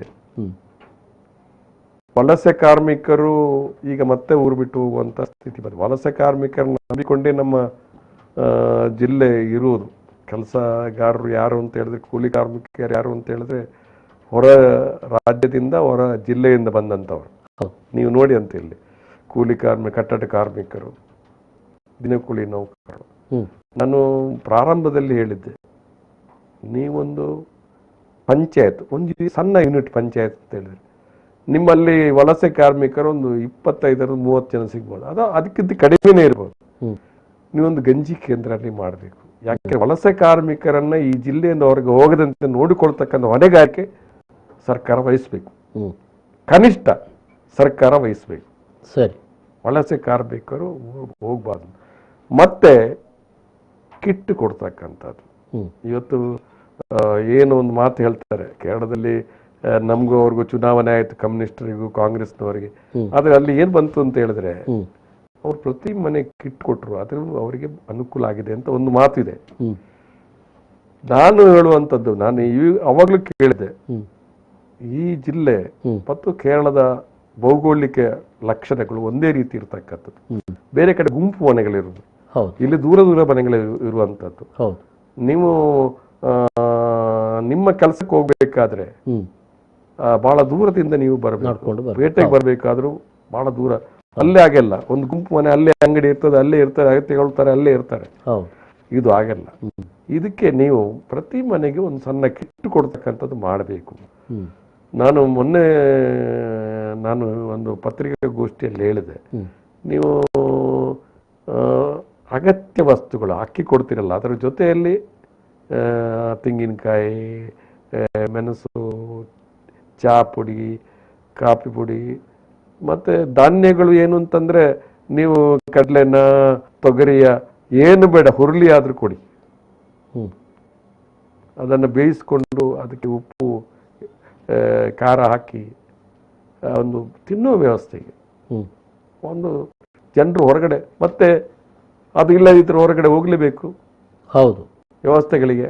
ಹೌದು, ಕೆಲಸ ಇಲ್ಲದೆ ಇದ್ರೆ ಬದುಕು. ಒಂದೆಡೆಯಲ್ಲಿ ಸರ್ಕಾರ ಲಾಕ್ಡೌನ್ ಅಂತ ಹೇಳಲಿಲ್ಲ, ಲಾಕ್ಡೌನ್ ಮಾದರೆ ಕರ್ಫ್ಯೂ ಅಂತ ಹೇಳಿತ್ತು. ಕೆಲವು ಇದೆ, ಕೆಲವು ಇಲ್ಲ ಅಂತ ಹೇಳಿತು. ಕೆಲಸ ಇಲ್ಲದವರು ಒಂದು ಕಡೆ ಸುಮ್ಮನೆ ಕೂರುವಂತ ಪರಿಸ್ಥಿತಿ ಆಗಿದೆ.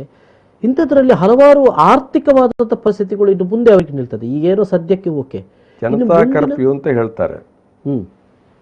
ಅದು ಒಂದು ಜನತಾ ಕರ್ಫ್ಯೂ ಅಂದ್ರೆ ಜನರು ಜನಗೆ ಹಾಕಿಕೊಂಡು ಅವರೇ ಜವಾಬ್ದಾರಿ ತೆಗೆದುಕೊಂಡು ಸುಮ್ಮನೆ ಇರಬೇಕು. ನಮಗೆ ತಿನ್ನುವುದೇನೋ ಜನರ ಸ್ವಲ್ಪ ನಮಗೆ ಊಟಕ್ಕಿಲ್ಲ ಅಂತ ಹೇಳ್ತಾರೆ ಕೆಲವು ಜನ ಫೋನ್ ಮಾಡಿ. ನಿಜವಾಗ ನಮಗೆ ಏನ್ ಮಾಡ್ಬೇಕು ಅಂತ ಗೊತ್ತಾಗೋದಿಲ್ಲ.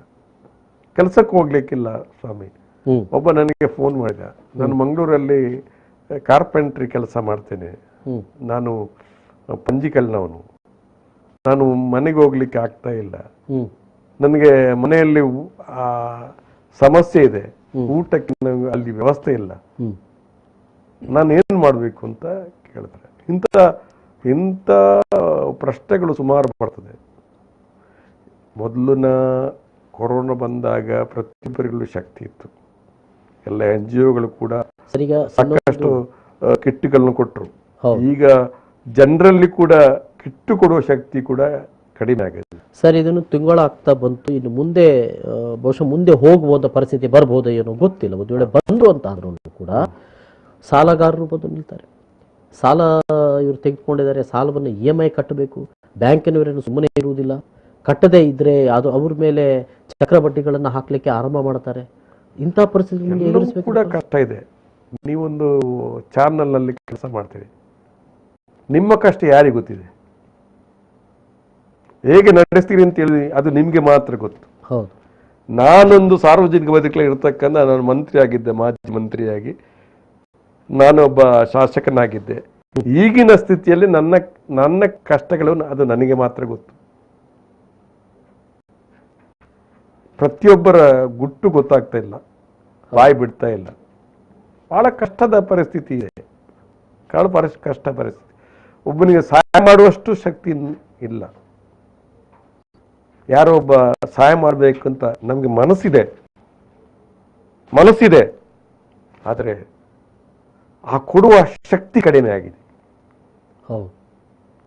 ಇದು ಕೂಡ ಒಂದು ಕಡೆ ಹೌದು. ಕಳೆದ ಲಾಕ್ಡೌನ್ ಸಂದರ್ಭದಲ್ಲಿ ಕೆಲವರು ಉದ್ಯಮಿಪತಿಗಳು ಸ್ವಲ್ಪ ತಮ್ಮಲ್ಲಿದ್ದಂತಹ ಹಣವನ್ನು ಅಲ್ಲಿ ಕಿಟ್ಗಳಾಗಿ ಕೊಡ್ತಾ ಇದ್ರು, ಅನ್ನ ಹಾಕ್ತಾ ಇದ್ರು. ಈ ಲಾಕ್ಡೌನ್ ನೋಡಿದ್ರೆ ಈಗ ಮುಂದಿನ ಸಂದರ್ಭದಲ್ಲಂತೂ ಅದು ಬಹಳ ಕಷ್ಟ ಅನಿಸ್ತಾ ಇದೆ. ಏನಿದ್ರು ಕೂಡ ಸರ್ಕಾರ ಏನಂತಂದ್ರೆ, ಪ್ರಪಂಚದಲ್ಲಿ ಅಮೆರಿಕ ಬಿಟ್ಟರೆ ಭಾರತದಲ್ಲಿ ಈ ಕೊರೋನಾ ಸಮಸ್ಯೆ ಸೋಂಕಿರುವಂಥದ್ದು ಜಾಸ್ತಿ. ಕರ್ನಾಟಕದಲ್ಲಿ, ಇಡೀ ದೇಶದಲ್ಲಿ ಮಹಾರಾಷ್ಟ್ರ ಬಿಟ್ಟರೆ ಕರ್ನಾಟಕ. ಮಹಾರಾಷ್ಟ್ರದ ವಿಷಯ ಬೇರೆ. ಮುಂಬೈ ನಗರ ಅಂತ ಹೇಳಿದ್ರೆ ಅದರಲ್ಲಿ ಇಡೀ ದೇಶ ಜನ ಇದ್ದಾರೆ. ಅಲ್ಲಿ ಒಂದು ಜೋಡಿ ಪಟ್ಟಿ ಅಂತ ಹೇಳಿದ್ರೆ ಅಲ್ಲಿ ಎಷ್ಟು ಮನೆಗಳಿರ್ಬೋದು ಅಂತ ನೀವೇ ಲೆಕ್ಕ ಹಾಕ್ಬೇಕು. ಅಲ್ಲಿ ನಿಯಂತ್ರಣ ಮಾಡ್ತಕ್ಕಂಥ ಬಹಳ ಸುಲಭದ ಕೆಲಸ ಅಲ್ಲ. ನಮ್ಮಲ್ಲಿ ಕರ್ನಾಟಕದಲ್ಲಿ ಆ ಮಹಾರಾಷ್ಟ್ರದ ರೀತಿಯಲ್ಲಿ ಸಮಸ್ಯೆಗಳು, ಅಂತ ಕಾಲೋನಿಗಳು ಇರುವಂಥದ್ದು ಅಷ್ಟೇನಿಲ್ಲ. ಇಲ್ಲಿ ಆಡಳಿತ ಯಂತ್ರ ಸರಿಯಾಗಿ ಕೆಲಸ ಮಾಡದೇ ಇರತಕ್ಕಂಥದ್ದೇ ಇದಕ್ಕೆ ಕಾರಣ. ನಾನು ಹೇಳಬೇಕು ಅಂತಂದ್ರೆ, ನಾನು ನೇರವಾಗಿ ಮಾತಾಡ್ತಕ್ಕಂಥ, ನಾನು ಟೀಕೆ ಮಾಡ್ತೇನೆ ಅಂತ ತಿಳ್ಕೊಳ್ಬಾರ್ದು. ಇವತ್ತು ನಾವು ಕೇವಲ ಅಧಿಕಾರಿಗಳ ಮೇಲೇನೆ ಹಾಕಿ ಕೂತಿರೋ ಸಾಕಾಗೋದಿಲ್ಲ. ಆ ಅಧಿಕಾರಿಗಳ ಕೆಲಸ ಮಾಡಬೇಕಾದ್ರೆ ಅವ್ರಿಗೊಂದು ಒಳ್ಳೆಯ ವಾತಾವರಣವನ್ನ ನಾವು ಕೊಡಬೇಕು. ಅವರಿಗೆ ವಾತಾವರಣ ಕೊಡಬೇಕು. ಚುನಾವಣೆಗಳು, ಈಗ ಚುನಾವಣೆ ಪ್ರಕ್ರಿಯೆ ಸಹಜವಾಗಿ ಆಗ್ಬೇಕು. ಸರಿ. ಆದ್ರೆ ಈಗ ಪಕ್ಷಾಂತ ಮಸೂದೆ ಕಾಯ್ದೆಯನ್ನ ರಾಜೀವ್ ಗಾಂಧಿ ಅವರು ತಂದ್ರು. ನೀವು ಆಪರೇಷನ್ ಮಾಡಿ ಒಬ್ಬರನ್ನ ತಮ್ಮ ಪಕ್ಷಕ್ಕೆ ಸೇರಿ ಅಲ್ಲಿ ಒಂದು ಚುನಾವಣೆ ನಡೆಸುವುದು. ಮೊನ್ನೆ ಒಂದು ಚುನಾವಣೆ ಅದೇ ಕಾರಣಕ್ಕೆ, ಮಸ್ಕಿ ಚುನಾವಣೆ, ಯಾವುದಕ್ಕಾಗಿ? ಆ ಚುನಾವಣೆ ಅಗತ್ಯ ಇತ್ತ? ಸ್ವಲ್ಪ ಸಮಯ ಮುಂದೂಡಬಹುದಿತ್ತು. ಅದು ಅಲ್ಲ, ಮುಂದೂಡುವ ಅಲ್ಲ, ಆ ಚುನಾವಣೆ ಅಗತ್ಯ ಅಲ್ಲ. ಒಂದು ರಾಜೀನಾಮೆ ಹಾಕಿ ಕೊಡ್ಬೇಕು. ML ಆಗಿದ್ದವನಲ್ಲ. ಆಪರೇಷನ್ ಕಮಲ ಮಾಡಿ ವೋಟ್ ಮಾಡಿಸುವಂತದ್ದು ಮಾಡಬೇಕಾಗಿತ್ತ? ಇದು ಕೆಲವು ರಾಜ್ಯದಲ್ಲಿ ಆಯ್ತು, ಇದು ಕರ್ನಾಟಕದಲ್ಲಿ ಮಾತ್ರ ಪ್ರಾರಂಭ ಆಯ್ತು.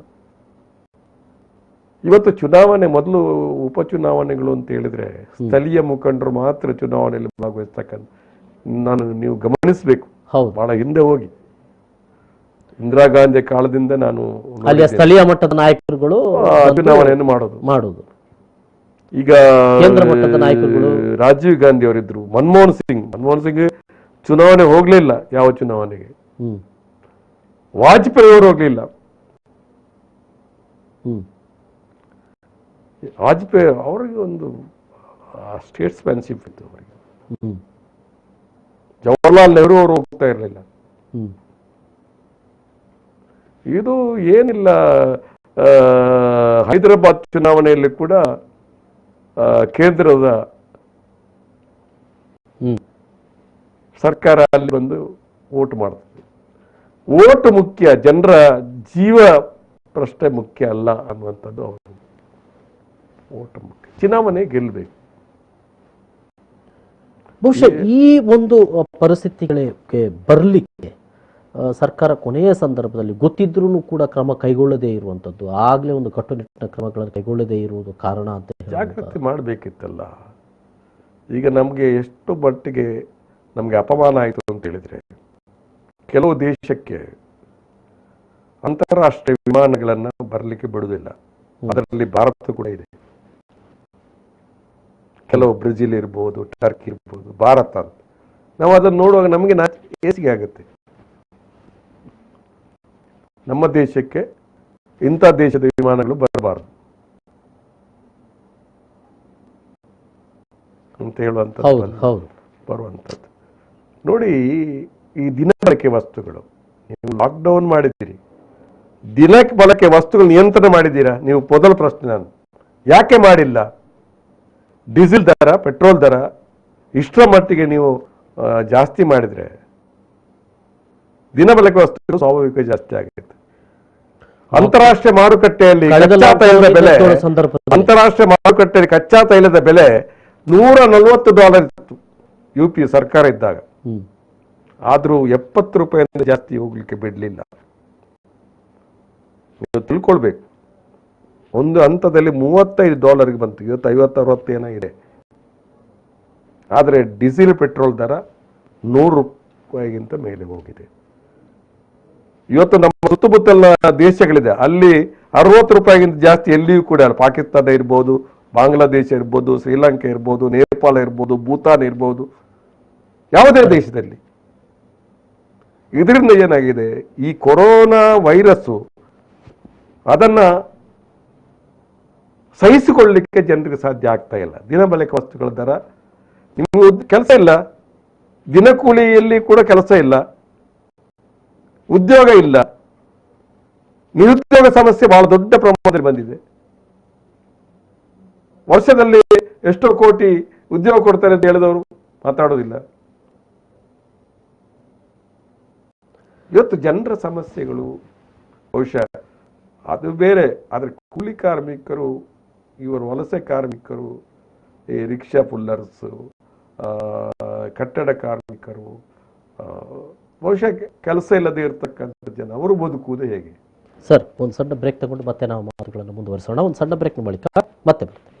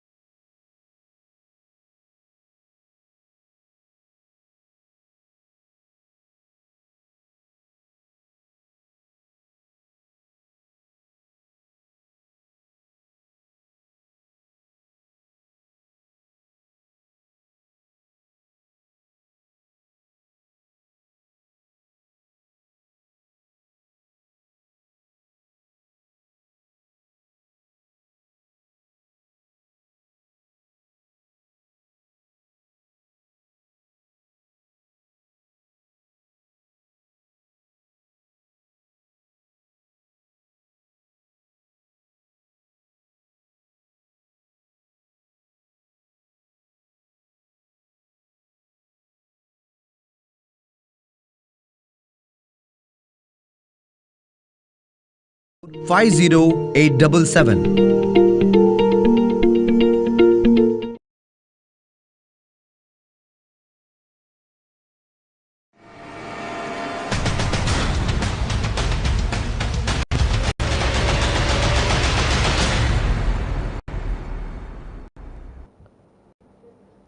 ಒಂದೊಳ್ಳೆ ಜನ ಎಲ್ಲರೂ ಕೂಡ ಕೇಳ್ತಾ ಇರುವಂಥದ್ದು, ನೀವು ಲಾಕ್ಡೌನ್ ಅಂತಲೇ ಘೋಷಣೆ ಮಾಡಿ, ನಾವು ಒಳಗೆ ಇರ್ತೇವೆ, ಆದರೆ ನಮಗೆ ಪ್ಯಾಕೇಜ್ ಘೋಷಣೆ ಮಾಡಿ ಅಂತ ಕೇಳ್ತಾ ಇದ್ದಾರೆ. ಭಾಳ ಮಂದಿ ಇಲ್ಲಿ ಯೂಟ್ಯೂಬ್ನಲ್ಲಿ ನೋಡ್ತಾ ಇದ್ದಾರೋ ಅದನ್ನೇ ಪ್ರಶ್ನೆ ಮಾಡ್ತಾ ಇದ್ದಾರೆ, ಪ್ಯಾಕೇಜ್ ಘೋಷಣೆ ಮಾಡಿ ಅಂತ ಅನ್ನುವಂಥದ್ದು.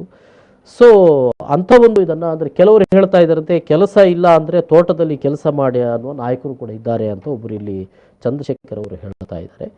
ಇನ್ನು ಬಹಳ ಮಂದಿ ಸರ್ಕಾರಕ್ಕೆ ಆದರೆ ಪ್ಯಾಕೇಜನ್ನೇ ಘೋಷಣೆ ಮಾಡಿ ಅಂತ ಸರ್ಕಾರದ ಹತ್ರ ಜನ ಕೇಳುವಂಥ ಪರಿಸ್ಥಿತಿ. ನೋಡಿ, ನಾನು ಈ ಲಾಕ್ಡೌನ್ ಫಸ್ಟ್ ಟೈಮ್ ಆದಾಗ ನಾನು ಪತ್ರಿಕಾಗೋಷ್ಠಿಯಲ್ಲಿ ನಾನು ಕೇಳಿದೆ ಇದನ್ನು.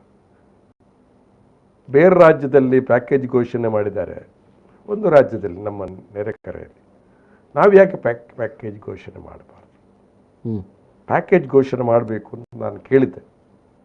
ವಲಸೆ ಕಾರ್ಮಿಕರು ಈ ಜಿಲ್ಲೆಯಿಂದ ಹೋಗದಂತೆ ಪ್ರತಿ ಪಂಚಾಯತಲ್ಲಿ ಗಂಜಿ ಕೇಂದ್ರವನ್ನು ಮಾಡಬೇಕು. ನನ್ನ 2 ಪಾಯಿಂಟ್, ಒಂದು ಗಂಜಿ ಕೇಂದ್ರ ಮಾಡಬೇಕು ಪಂಚಾಯತ್ನಲ್ಲಿ, ಇನ್ನೊಂದು ಒಂದು ಸಣ್ಣ ಮಟ್ಟಿನ ಪ್ಯಾಕೇಜನ್ನು ಕೊಡಬೇಕು. ಇದರಿಂದ ಈ ಲಾಕ್ಡೌನ್ ಮಾಡಿದಾಗ ಜನರಿಗೆ ಸಮಸ್ಯೆಯಿಂದ ದೂರ ಇರಲಿಕ್ಕೆ ಸಾಧ್ಯ ಆಗುತ್ತೆ. ಇದನ್ನು ಮಾಡಬೇಕು. ಈಗಲೂ ನಾನು ಅದನ್ನು ಹೇಳುವಂಥದ್ದು. ಅವರು ಕೇಳುವಂಥದ್ದು ಪ್ರಶ್ನೆ ಪಾಪ ಅವರ ಮನಸ್ಸಲ್ಲಿ ಇರ್ತಕ್ಕಂಥದ್ದು ಕೇಳ್ತಾ ಇದ್ದಾರೆ. ಅವರ ಕಷ್ಟ, ಒಬ್ಬ ವ್ಯಕ್ತಿಯ ಕಷ್ಟ ನಮಗೆ ಗೊತ್ತಾಗೋದಿಲ್ಲ. ಎಲ್ಲರ ಕಷ್ಟ ನಮ್ಗೆ ಎಲ್ಲರ ಗೊತ್ತಾಗೋದಿಲ್ಲ.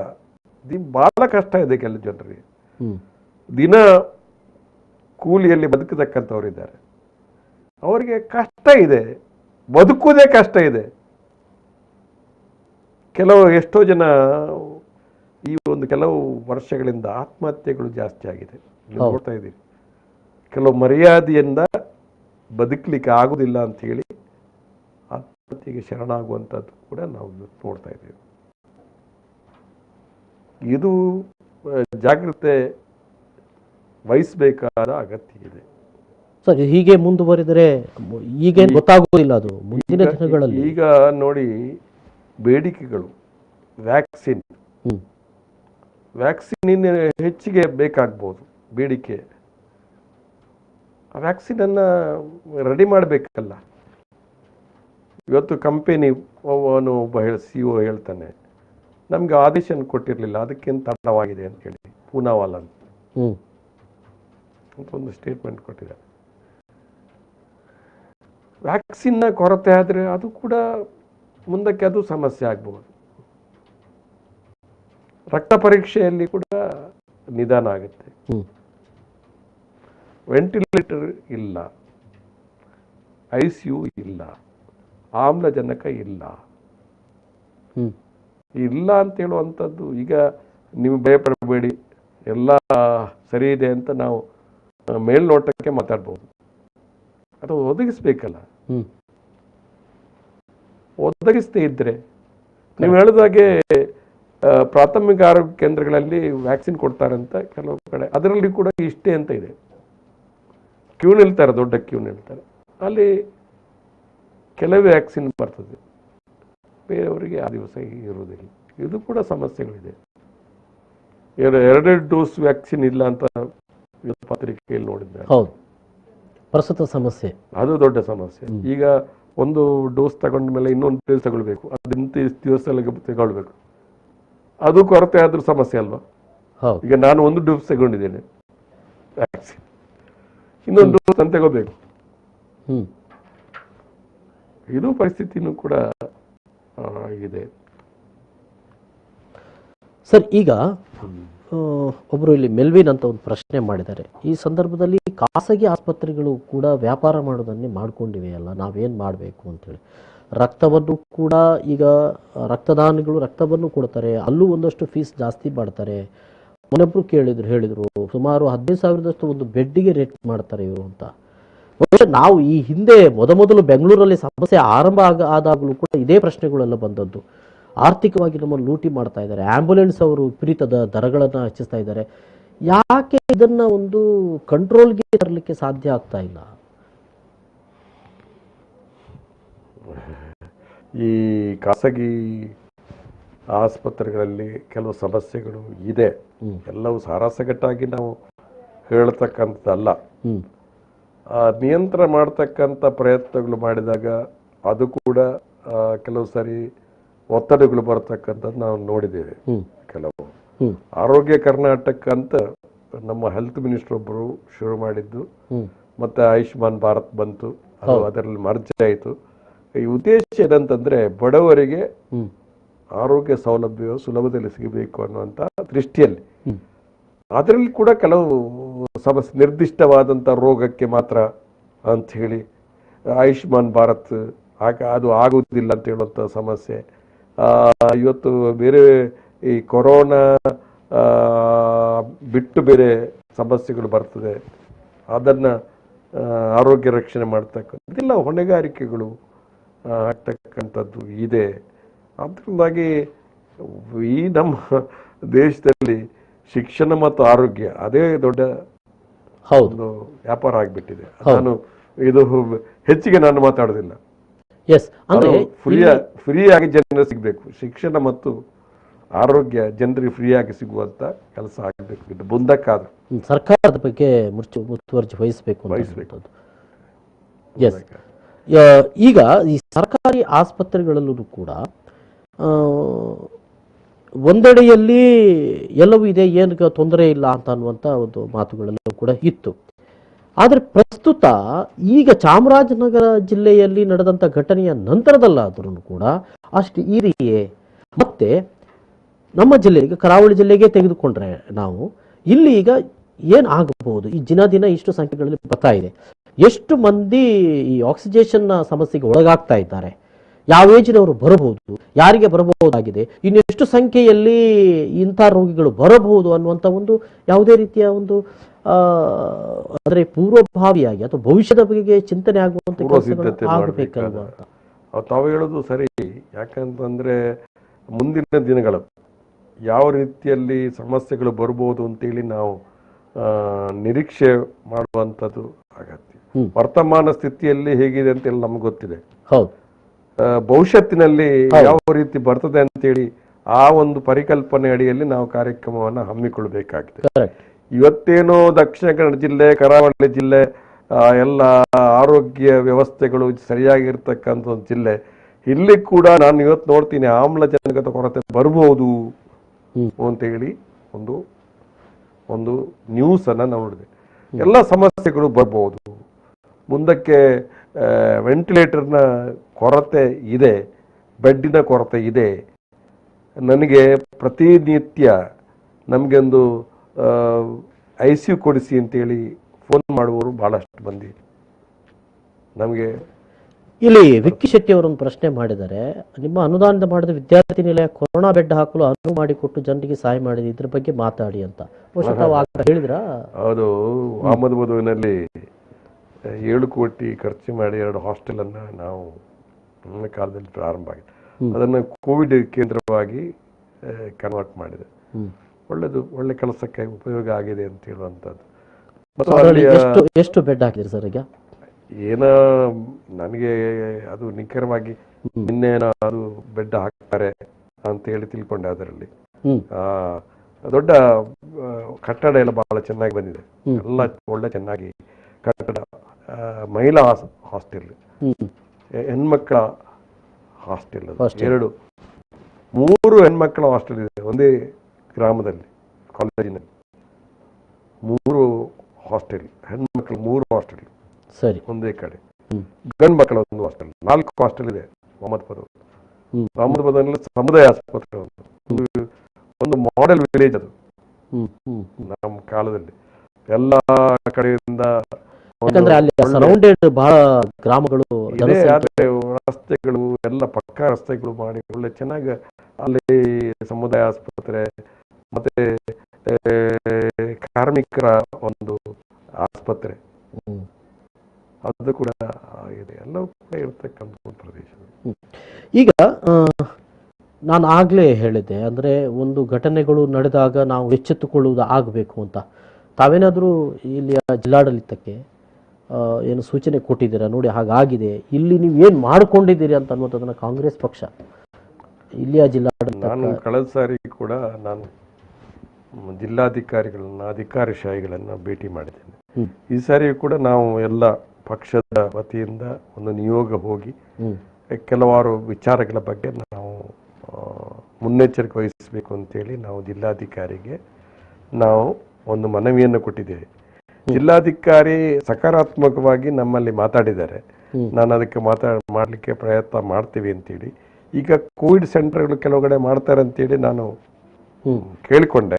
ಅದು ಎಷ್ಟರ ಮಟ್ಟಿನಲ್ಲಿ ಅದರ ಪರಿಣಾಮಕಾರಿಯಾಗಿ ಮಾಡ್ತಾರೆ ಅಂತ ಹೇಳುವಂಥದ್ದನ್ನು ಇನ್ನು ಮುಂದೆ ನಾವು ಅದನ್ನು ಅನುಭವಿಸಿ ನೋಡಬೇಕಾದಂಥ ಕಾಲ. ಅದರಿಂದಾಗಿ ನಾವು ಅನೇಕ ಸಲಹೆಗಳನ್ನು ಸಕಾರಾತ್ಮಕವಾಗಿ ಸ್ಪಂದನೆ ಮಾಡುವ ರೀತಿ ನಾವು ಅನಗತ್ಯವಾದಂಥ ಸಮಸ್ಯೆಗಳನ್ನು ನಾವು ಪರಿಹಾರ ಮಾಡಲಿಕ್ಕೆ ಸಾಧ್ಯವಾಗದೇ ಇರತಕ್ಕಂಥ ಮನವಿಗಳನ್ನು ನಾವು ಕೊಟ್ಟಿಲ್ಲ. ನಾವು ಕೊಟ್ಟಿರ್ತಕ್ಕ ಮನವಿ ಅದು ಪ್ರಾಕ್ಟಿಕಲ್ ಆಗಿ ಆಗುವಂಥದ್ದು ಮಾತ್ರ ನಾವು ಕೊಟ್ಟಿದ್ದೇವೆ. ಕೆಲವು ಸಾರಿ ನಾವು ರಾಜಕೀಯ ಒತ್ತಡಗಳ ಕೆಲವು ಸರಿ ಮನವಿಗಳಿದೆ, ಅದು ಅಲ್ಲ. ಈಗ ಕೆಲವು ಸರಿ ವಾಸ್ತವಿಕವಾಗಿ ನೋಡಿ, ಒಂದು ಪ್ಯಾಕೇಜ್ ಕೊಡ್ತಕ್ಕ ದೊಡ್ಡ ವಿಷಯ ಅಲ್ಲ. ಸಣ್ಣ ಈಗ ಕೇರಳದಲ್ಲಿ ಅವ್ರು ಕೊಡ್ಲಿಲ್ವ, ಈಗ ಗಂಜಿ ಕೇಂದ್ರ ಮಾಡ್ತಕ್ಕಂಥದ್ದು ಕೂಡ ಈ ವಿಚಾರವನ್ನು ಗಮನದಲ್ಲಿ ತಗೋಬೇಕು. ಮತ್ತೆ ಈ ಬೆಡ್ಗಳು ಜಾಸ್ತಿ ಮಾಡ್ತಕ್ಕಂಥದ್ದು, ವೆಂಟಿಲೇಟರ್ಗಳು ಜಾಸ್ತಿ ಮಾಡ್ತಕ್ಕಂಥದ್ದು, ವ್ಯಾಕ್ಸಿನ್ ಜಾಸ್ತಿ ಮಾಡ್ತಕ್ಕಂಥದ್ದು ನಾವು ಕೊಟ್ಟಿರ್ತಕ್ಕಂಥ ಮನವಿಗಳು. ಇದಕ್ಕೆ ಹೆಚ್ಚು ಈಗಲಿಂದಲೇ ಅದಕ್ಕೆ ಕಾರ್ಯಕ್ರಮವನ್ನು ಪ್ರಾರಂಭ ಮಾಡಬೇಕು. ಕಳೆದ ಬಾರಿ ಎಷ್ಟು ಕಿಟ್ಗಳನ್ನು ಹಂಚಿಕೆ ಮಾಡಿದ್ರು? ಸುಮಾರು 50,000 ಮಾಡಿದ್ದೀರಾ ಅಂತ? 50,000. ನಾನು ನನ್ನ ಕಾನ್ಸ್ಟಿಟ್ಯೂನ್ಸಿಯಲ್ಲಿ 50,000ಕ್ಕಿಂತ ಮಿಕ್ಕಿ ನಾನು ಕಿಟ್ಗಳನ್ನ ಕೊಟ್ಟಿದ್ದೀನಿ. ಅದು ಹೇಗೆ ಹಂಚಿಕೆ ಮಾಡಿದಿರೋದು? ಎಲ್ಲ ಪಂಚಾಯತ್ ಹೋಗಿ ನಾನು ಕೊಟ್ಟಿದ್ದೇನೆ. ಎಲ್ಲ ಪಂಚಾಯತಿಗಳಿಗೆ ಹೋಗಿ ನಾನು ಕೊಟ್ಟಿದ್ದೇನೆ. ಮತ್ತು ಅದೇ ರೀತಿಯಲ್ಲಿ ಬೇರೆ ಬೇರೆ ಸಂಘ ಸಂಸ್ಥೆಗಳು ಕೂಡ ಈ ಜಿಲ್ಲೆಯಲ್ಲಿ ಸಾಕಷ್ಟು ಕಡೆ ಆ ಕಿಟ್ಗಳನ್ನು ಬೇರೆ ಮಾಜಿ ಶಾಸಕರು ಕೂಡ ಕೊಟ್ಟಿದ್ದಾರೆ, ಇದು ಮಾಡಿದ್ದಾರೆ. ಮತ್ತು ಈಗ ಈ ಸಂದರ್ಭದಲ್ಲಿ ನಾವು ಜಿಲ್ಲಾ ಕಾಂಗ್ರೆಸ್ ಕಚೇರಿಯಲ್ಲಿ ಒಂದು ಸಹಾಯವಾಣಿ ಮಾಡಿದ್ದೇವೆ, ವಾರ್ ರೂಮ್ ಮಾಡಿದ್ದೇವೆ. ನೀವು ಬೇಕಾದರೆ ಪತ್ರಕರ್ತರು ಕೂಡ ಅದನ್ನು ನೋಡಬೇಕು, ಯಾವ ರೀತಿಯಲ್ಲಿ ನಮ್ಮ ವಾರ್ ರೂಮ್ ಇದೆ ಅಂತೇಳಿ. ಈಗ ಒಂದು ಆಂಬ್ಯುಲೆನ್ಸ್ ಇದೆ, ನಾಳೆ ಇನ್ನೊಂದು ಆಂಬ್ಯುಲೆನ್ಸ್ ಬರ್ತದೆ. ನಾವು ಏನಾದರೂ ಅಗತ್ಯ ಬಿದ್ದಾಗ ಆ ಸೇವೆಯನ್ನು ನಾವು ಕೊಡಲಿಕ್ಕೆ ಪ್ರಯತ್ನ ಮಾಡ್ತೀವಿ. ಮೂಡುಬಿದ್ರೆಯಲ್ಲಿ ಅವರು ಪ್ರತ್ಯೇಕವಾಗಿ ಒಂದು ಆಂಬ್ಯುಲೆನ್ಸನ್ನು ಅವರು ಮಾಡಿದ್ದಾರೆ, ಮೂಡುಬಿದ್ರೆ ಕ್ಷೇತ್ರದಲ್ಲಿ. ಈಗ ರಕ್ತದಾನವನ್ನು ಕೂಡ ಕೊಡ್ತಕ್ಕಂಥ ಕಾರ್ಯ ನಮ್ಮ ಕಡೆಯಿಂದ ಏನು ಕೆಲಸ ಮಾಡಬೇಕಾದ ಆ ಕೆಲಸವನ್ನು ನಾವು ಮಾಡ್ತಲೇ ಇದ್ದೀವಿ. ಇಲ್ಲೊಬ್ಬರು ತೃಪ್ತಿಯವರು ಕೇಳಿದ್ದಾರೆ, ಎಕ್ಸಾಮ್ ಮಾಡದೆ ಮತ್ತೆ ಮುಂದಕ್ಕೆ ಮಕ್ಕಳನ್ನು ಕಳಿಸುವುದು ಸರಿಯಲ್ಲ ಅಲ್ವೇ ಅಂತ ಅನ್ನುವಂಥದ್ದು. ಎಕ್ಸಾಮ್ ಮಾಡಿ ಕಳಿಸ್ಬೇಕಲ್ವೇ, ಯಾಕೆ ಎಕ್ಸಾಮನ್ನು ಕ್ಯಾನ್ಸಲ್ ಮಾಡಿದಿರಿ ಅಂತ? ಇದ್ರ ಬಗ್ಗೆ ನಾನು ಪ್ರತಿಕ್ರಿಯೆ ಮಾಡಲಿಕ್ಕೆ ಹೋಗುವುದಿಲ್ಲ. ಆದರೆ ಮಕ್ಕಳ ಭವಿಷ್ಯತ್ತಿಗೆ ಇದು ಮುಂದೆ ಮಕ್ಕಳ ಭವಿಷ್ಯತ್ತು ತುಂಬ ಪರಿಣಾಮ ಆಯಿತು. ಮಕ್ಕಳ ಭವಿಷ್ಯತ್ತು ಕೆಲವರ ಶಾಲೆ ಅನ್ನುವಂಥದ್ದೇ ಕಲ್ಪನೆಯಿಂದ ಹೊರಗೆ ಹೋದಂತೆ ಆಯಿತು. ಅಂದರೆ ಶಾಲೆ ಇಷ್ಟು ದಿವಸ ಬಂದಾಗಿದ್ದು ಮಕ್ಕಳಿಗೆ ಹೊರಗಡೆ ಪ್ರಸ್ತುತ ಸಂದರ್ಭದ ಅನಿವಾರ್ಯತೆಯನ್ನು ಕೂಡ ನಾವು ಅರ್ಥ ಮಾಡಿಕೊಳ್ಬೇಕಾಗ್ತದೆ.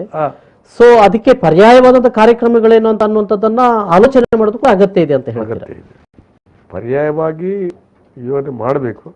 ಆದರೆ ಈ ಒಂದು ಕೊರೋನಾ ಸಮಸ್ಯೆಯಿಂದಾಗಿ ಮಕ್ಕಳ ಭವಿಷ್ಯದ ಮೇಲೆ ದೊಡ್ಡ ಪರಿಣಾಮ ಆಯಿತು.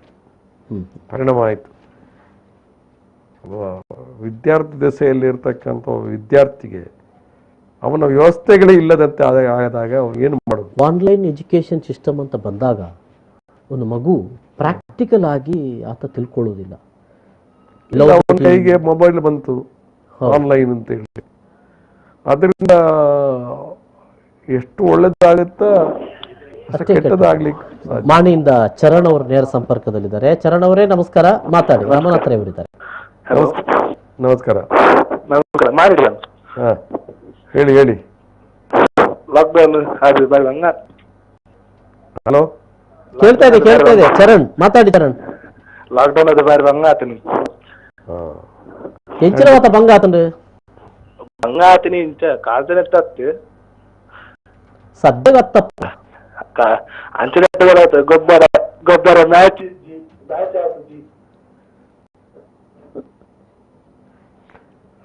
మ్యాచ్ ఆపుజీ అతను ఐపీఎల్ క్యాన్సల్ అండి అవులు అంత బంగాండ అంది నిక్లే ಐಡ್ಲ ಮಲ್ಲೆ ಮನಸ್ಸಿಗ ಅವು ಮುಖ್ಯ.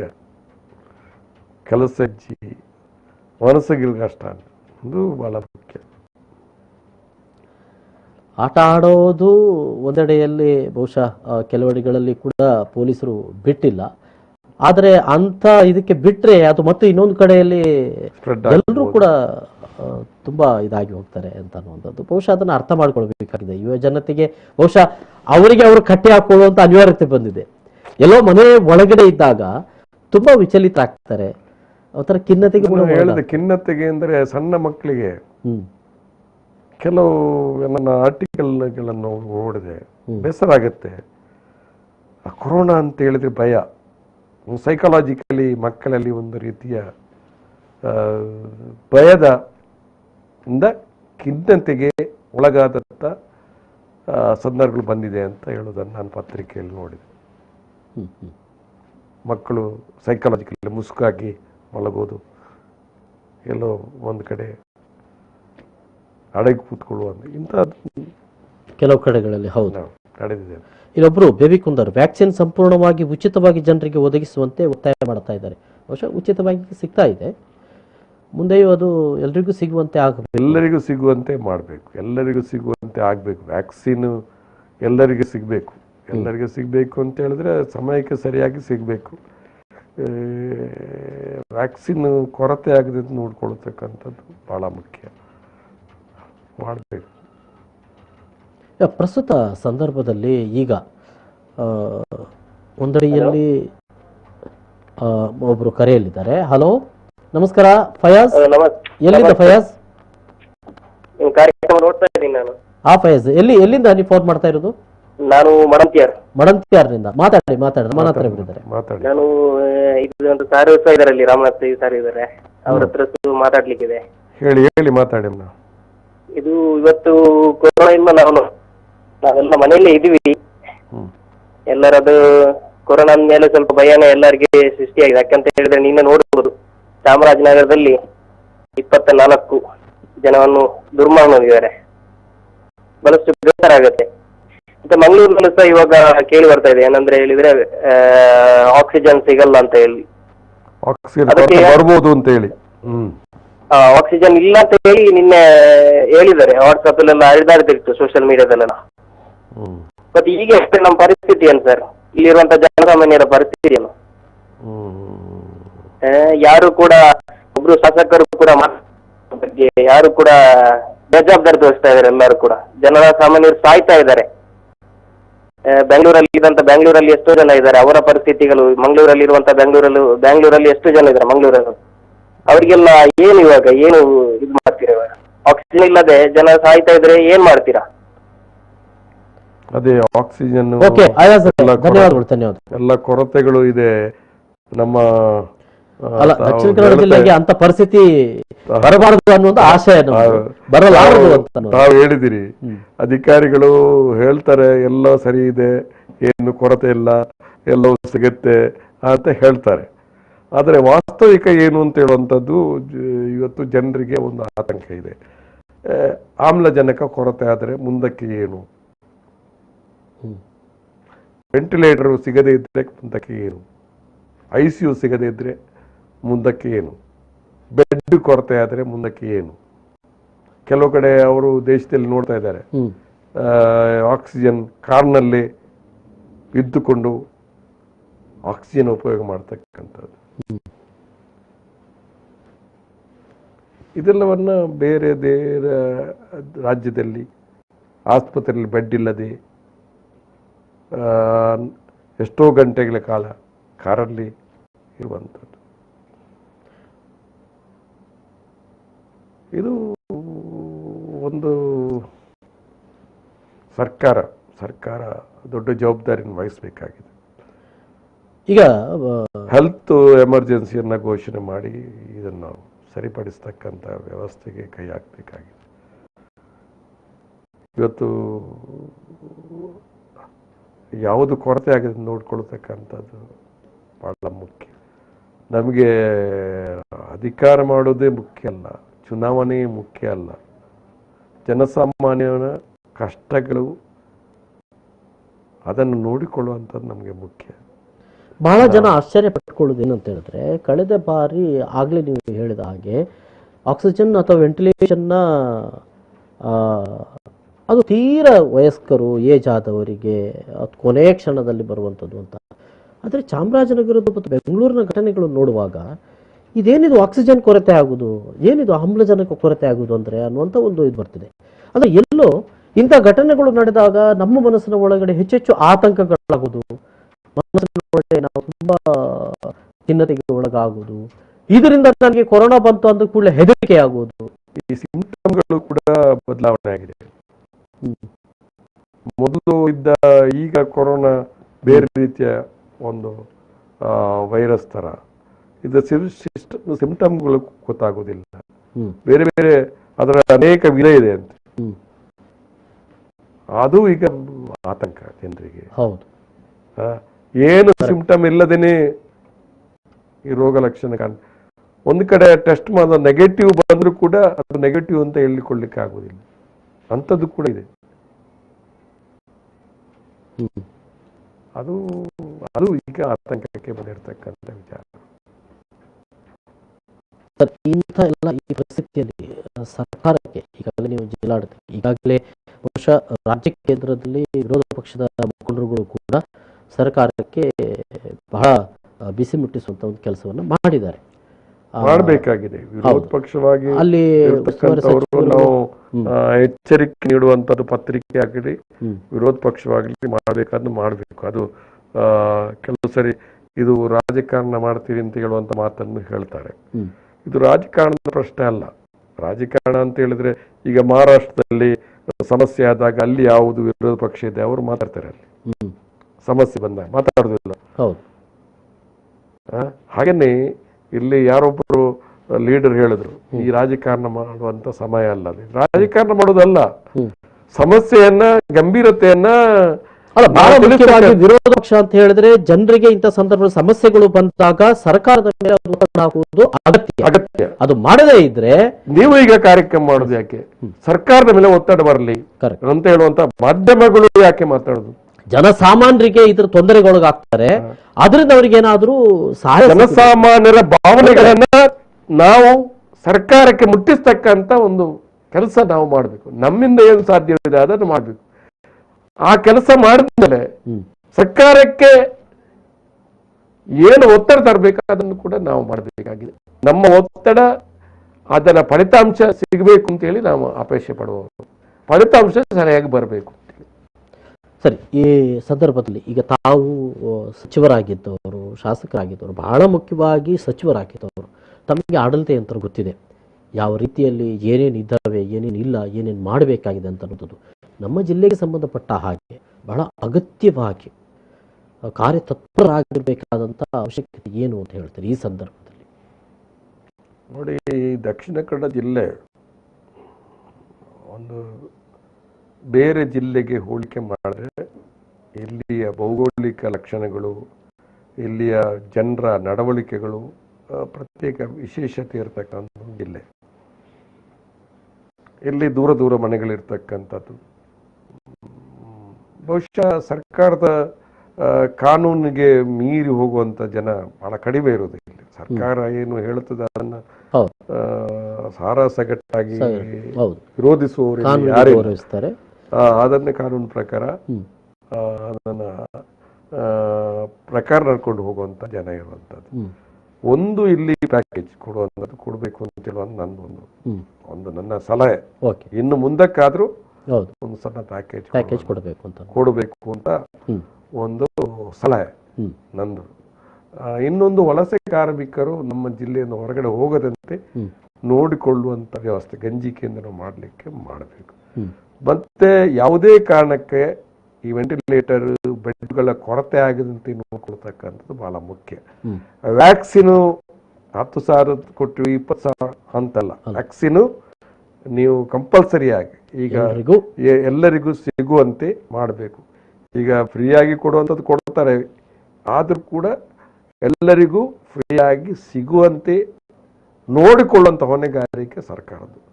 ಸರ್ಕಾರ ಇದರಲ್ಲಿ ನುಣುಚಿಕೊಳ್ಳಲಿಕ್ಕೆ ಆಗುವುದಿಲ್ಲ, ಬೇರೆ ಬೇರೆ ಕಾರಣಗಳು ಹೇಳಲಿಕ್ಕೆ ಆಗುವುದಿಲ್ಲ.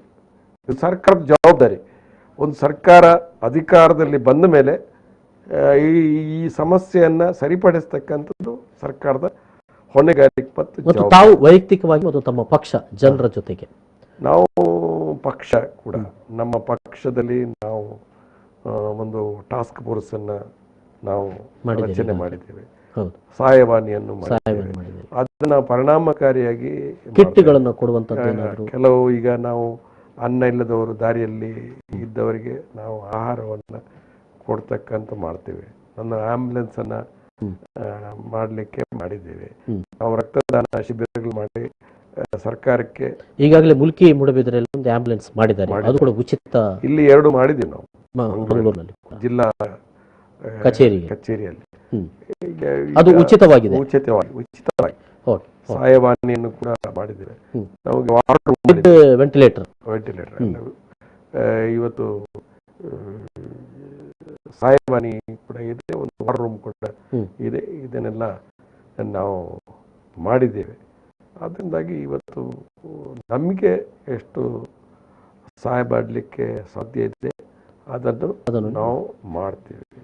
ಜಿಲ್ಲಾಡಳಿತದ ಜೊತೆ ನಾವು ಮಾತುಕತೆ ಮಾಡಿದ್ದೇವೆ, ಜಿಲ್ಲಾಧಿಕಾರಿ ಕಡೆ ಜೊತೆ ನಾವು ಮಾತಾಡಿದ್ದೇವೆ. ನಾವು ಎಲ್ಲ ಕಡೆಯಿಂದ ಕೂಡ ನಮ್ಮ ಪಕ್ಷದ ಕಡೆಯಿಂದ ಏನು ಸಲಹೆಗಳು ಬೇಕು ಅದು ಜಿಲ್ಲಾಧಿಕಾರಿಗಳು ಕೂಡ ನಮಗೆ ಹೇಳಿದ್ದಾರೆ. ನೀವು ಒಬ್ಬ ಹಿರಿಯ ಒಬ್ಬರು ಮಂತ್ರಿಯಾಗಿ ಕೆಲಸ ಮಾಡಿ ನಿಮ್ಮ ಏನು ಸಲಹೆಗಳಿದ್ರೆ ಹೇಳಿ ಅಂತ ಹೇಳಿದ್ದಾರೆ. ನಾವು ಆ ಸಲಹೆಗಳನ್ನು ಕೊಟ್ಟಿದ್ದೇವೆ. ಬಹುಶಃ ನಾವಿದ್ರೆ ಹಾಗೆ ಮಾಡ್ತಿದ್ವಿ ಹೀಗೆ ಮಾಡ್ತಿದ್ವಿ ಅಂತ ಹೇಳೋದು ಕೂಡ ಅಪ್ರಸ್ತುತ ಅಂತ ನನಗೆ ಕಾಣಿಸ್ತದೆ. ಕೆಲವು ಸಾರಿ ನಾನು ಮಾತಾಡ್ಲಿಕ್ಕೆ ಹೋಗುವುದಿಲ್ಲ. ಬಹುಶಃ ನೀವು ಒಬ್ಬರು ಜಿಲ್ಲೆಯ ಆಡಳಿತ ವ್ಯವಸ್ಥೆಯಲ್ಲಿ ಚುನಾಯಿತ ಜನಪ್ರತಿನಿಧಿಯಾಗಿ ಯಾರು ಉಸ್ತುವಾರಿಗಳು ಇಲ್ಲಿ ಇದ್ದಾರೆ ಅವರು ಸ್ವಲ್ಪ ಜವಾಬ್ದಾರಿಯಿಂದ ಇದನ್ನ ನೋಡಿಕೊಂಡು ಹೋಗ್ತಕ್ಕಂಥ ಕೆಲಸವನ್ನ ಮಾಡಬೇಕು. ಮತ್ತು ಪ್ರತಿಯೊಂದು ತಾಲೂಕಿಗೆ ಒಬ್ಬ ಹಿರಿಯ ನೋಡಲ್ ಅಧಿಕಾರಿಯನ್ನ ಹಾಕಬೇಕು. ನಾನು ಇದನ್ನ ಕೇಳಿದ್ದೇನೆ, ನೋಡಲ್ ಅಧಿಕಾರಿಯನ್ನ ಮಾಡಬೇಕು. ಯಾಕಂದ್ರೆ ತಹಸೀಲ್ದಾರರ ಮೇಲ್ಮಟ್ಟದ ಅಧಿಕಾರಿಗಳು ಇರಬೇಕು ಜಿಲ್ಲೆ ಈ ಪ್ರತಿ ತಾಲೂಕಿನಲ್ಲಿ. ಬಹುಶಃ ಇದನ್ನು ಮಾಡಿ ಇದನ್ನು ನಿಯಂತ್ರಣ ಮಾಡಲಿಕ್ಕೆ ಸೂಕ್ತವಾದ ಕ್ರಮವನ್ನು ಮಾಡಬೇಕು. ಯಾವುದು ಕೊರತೆ ಇಲ್ಲದೆ ಅಂತ ನೋಡಿಕೊಳ್ತಕ್ಕಂಥ ಹೊಣೆಗಾರಿಕೆ ಜಿಲ್ಲಾ ಆಡಳಿತ ನೋಡಿಕೊಳ್ಬೇಕು ಅಂತೇಳಿ ನನ್ನ ಒಂದು. ಸರ್, ಧನ್ಯವಾದಗಳು ಸರ್. ಈ ಸಂದರ್ಭದಲ್ಲಿ ಜನರೊಂದಿಗೆ ನಿಮ್ಮ ಇರುವಿಕೆಯನ್ನು ನೀವು ಇಲ್ಲಿ ತಿಳಿಸಿದಿರಿ, ತಾವು ಏನು ಮಾಡ್ತಾ ಇದ್ದೀರಿ ಅಂತ ಅನ್ನುವಂಥದ್ದು ಈಗಾಗಲೇ ಕೂಡ ಜನರ ಜೊತೆಗೆ ತಾವು ಹಂಚಿಕೊಂಡಿದ್ದೀರಿ. ಜನರ ಪ್ರಶ್ನೆಗಳಿಗೂ ಕೂಡ ತಾವು ಪ್ರತಿಸ್ಪಂದಿಯಾದಿರಿ ಅಂತ ಈ ಸಂದರ್ಭದಲ್ಲಿ ನಮಗೆ ಈ ಮಾತುಕತೆ ಸಿಕ್ಕಿದಾಗ ಧನ್ಯವಾದಗಳನ್ನ ಸಮರ್ಪಣೆ ಮಾಡ್ತೇನೆ. ಧನ್ಯವಾದಗಳು. ನನಗೂ ಒಂದು ಅವಕಾಶವನ್ನ ನೀವು ಕೂಡ ಮಾತಾಡಲಿಕ್ಕೆ ಕೊಟ್ಟಿದ್ದೀರಿ. ನಾನು ನಿರಂತರವಾಗಿ ಜನರ ಜೊತೆ ಈಗಲೂ ಇದ್ದೇನೆ, ಮುಂದಕ್ಕೆ ಇರ್ತೇನೆ. ಪ್ರತಿಯೊಬ್ಬರ ಕಷ್ಟದಲ್ಲಿ ನನಗೆ ಸಾಧ್ಯವಾದ ನಾನು ಸಮಾಜ ಸೇವೆಯನ್ನ ನಾನು ಆಯ್ಕೆ ಮಾಡಿಕೊಂಡವನು, ಸಾರ್ವಜನಿಕ ಬದುಕನ್ನು ಆಯ್ಕೆ ಮಾಡಿಕೊಂಡವನು ವಿದ್ಯಾರ್ಥಿಸಿಯಿಂದ. ಬಹುಶಃ ನಿರಂತರವಾಗಿ ನಾನು ವಿದ್ಯಾರ್ಥಿಸಿಯಿಂದ ಈ ವಯಸ್ಸಿನವರೆಗೂ ನಾನು ಒಂದೇ ರೀತಿಯ ಕ್ರಿಯಾಶೀಲತೆಯನ್ನು ಉಳಿಸಿಕೊಂಡು ಬಂದಿದ್ದೇನೆ. ನಿಮ್ಮೆಲ್ಲರ ಆಶೀರ್ವಾದ ಸಹಕಾರದಿಂದ ನಾನು ಮಾಡಿದ್ದೇನೆ. ಇನ್ನು ಮುಂದಕ್ಕೆ ಕೂಡ ಸೋತಿರ್ಬೋದು ಗೆದ್ದಿರ್ಬೋದು, ನಿಮ್ಮ ಒಬ್ಬ ಸೇವಕನಾಗಿ ನಾನು ಇರ್ತೇನೆ ಅಂತೇಳಿ ತಮ್ಮ ಮೂಲಕ ನಾನು ಜನರಿಗೆ ತಿಳಿಸಲಿಕ್ಕೆ ಬಯಸ್ತೇನೆ. Yes sir, thank you. ಇದು ಮಾಜಿ ಸಚಿವರು ಶಾಸಕರು ಆದಂಥ ಬಿ ರಮಾನಾಥ್ ರೈ ಎಂದೆಂದೂ ನಿಮ್ಮೊಂದಿಗೆ ಇದ್ದೇನೆ ಅನ್ನುವಂಥ ಮಾತುಗಳನ್ನು ಆಡಿದೆ. ಬಹಳ ಮುಖ್ಯವಾಗಿ ಏನು ಕಳೆದ ವರ್ಷ ಅವರು ಕಿಟ್ಗಳನ್ನು ಕೊಟ್ಟಿದ್ದಾರೆ ಅದೇ ರೀತಿಯಲ್ಲಿ ಮತ್ತೆ ಕಿಟ್ಗಳನ್ನು ಕೊಡುವಂಥದ್ದು. ಈಗಾಗಲೇ ಸಹಾಯವಾಣಿಯನ್ನು ತೆರೆದಿದ್ದಾರೆ. ಜೊತೆಗೆ ಫ್ರೀ ಆಂಬ್ಯುಲೆನ್ಸ್ಗಳನ್ನು ಮಂಗಳೂರು ಜಿಲ್ಲಾ ಕೇಂದ್ರದಲ್ಲಿ ಮಾಡಿದ್ದಾರೆ. ಇನ್ನು ಇಡೀ ಬಂಟ್ವಾಳ ತಾಲೂಕಿಗೆ ಸಂಬಂಧಪಟ್ಟ ಹಾಗೆ ಕೋವಿಡ್ ಕೇರ್ ಸಹಾಯವಾಣಿ ಅಂದರೆ ಕೇಂದ್ರಗಳನ್ನು ಅಲ್ಲಿ ಈಗಾಗಲೇ ತೆರೆದಿದ್ದಾರೆ. ಅಲ್ಲಿ ಒಂದಷ್ಟು ಬೆಡ್ಗಳನ್ನು ಹಾಕಿದ್ದಾರೆ. ಜೊತೆಗೆ ಯಾರು ಅನ್ನ ಇಲ್ಲದೆ ಇರುವಂತ ಅಸಹಾಯಕರಿರ್ತಾರೆ, ನಿರ್ಗತಿಕರಿರ್ತಾರೆ, ಅವರಿಗೆ ಆ ಅನ್ನವನ್ನು ಕೊಡುವಂತ ಒಂದು ಕೆಲಸವನ್ನು ಕೂಡ ಮಾಡ್ತಾ ಇದ್ದಾರೆ. ಇವೆಲ್ಲವೂ ಕೂಡ ನಮ್ಮ ಜೊತೆಗೆ ಹಂಚಿಕೊಂಡಿದ್ದಾರೆ. ಈ ಹೊತ್ತಿನ ವಿಶೇಷ ಇದು. ಮುಂದೆ ಮತ್ತೆ ನಾಳೆ ಮತ್ತೊಬ್ಬ ಅತಿಥಿಯ ಜೊತೆಗೆ ನಿಮ್ಮೊಂದಿಗೆ ನಾವಿರುತ್ತೇವೆ. ಅಲ್ಲಿವರೆಗೆ ನೋಡ್ತಾ ಇರಿ ವಿ4 ನ್ಯೂಸ್. ನಮಸ್ಕಾರ.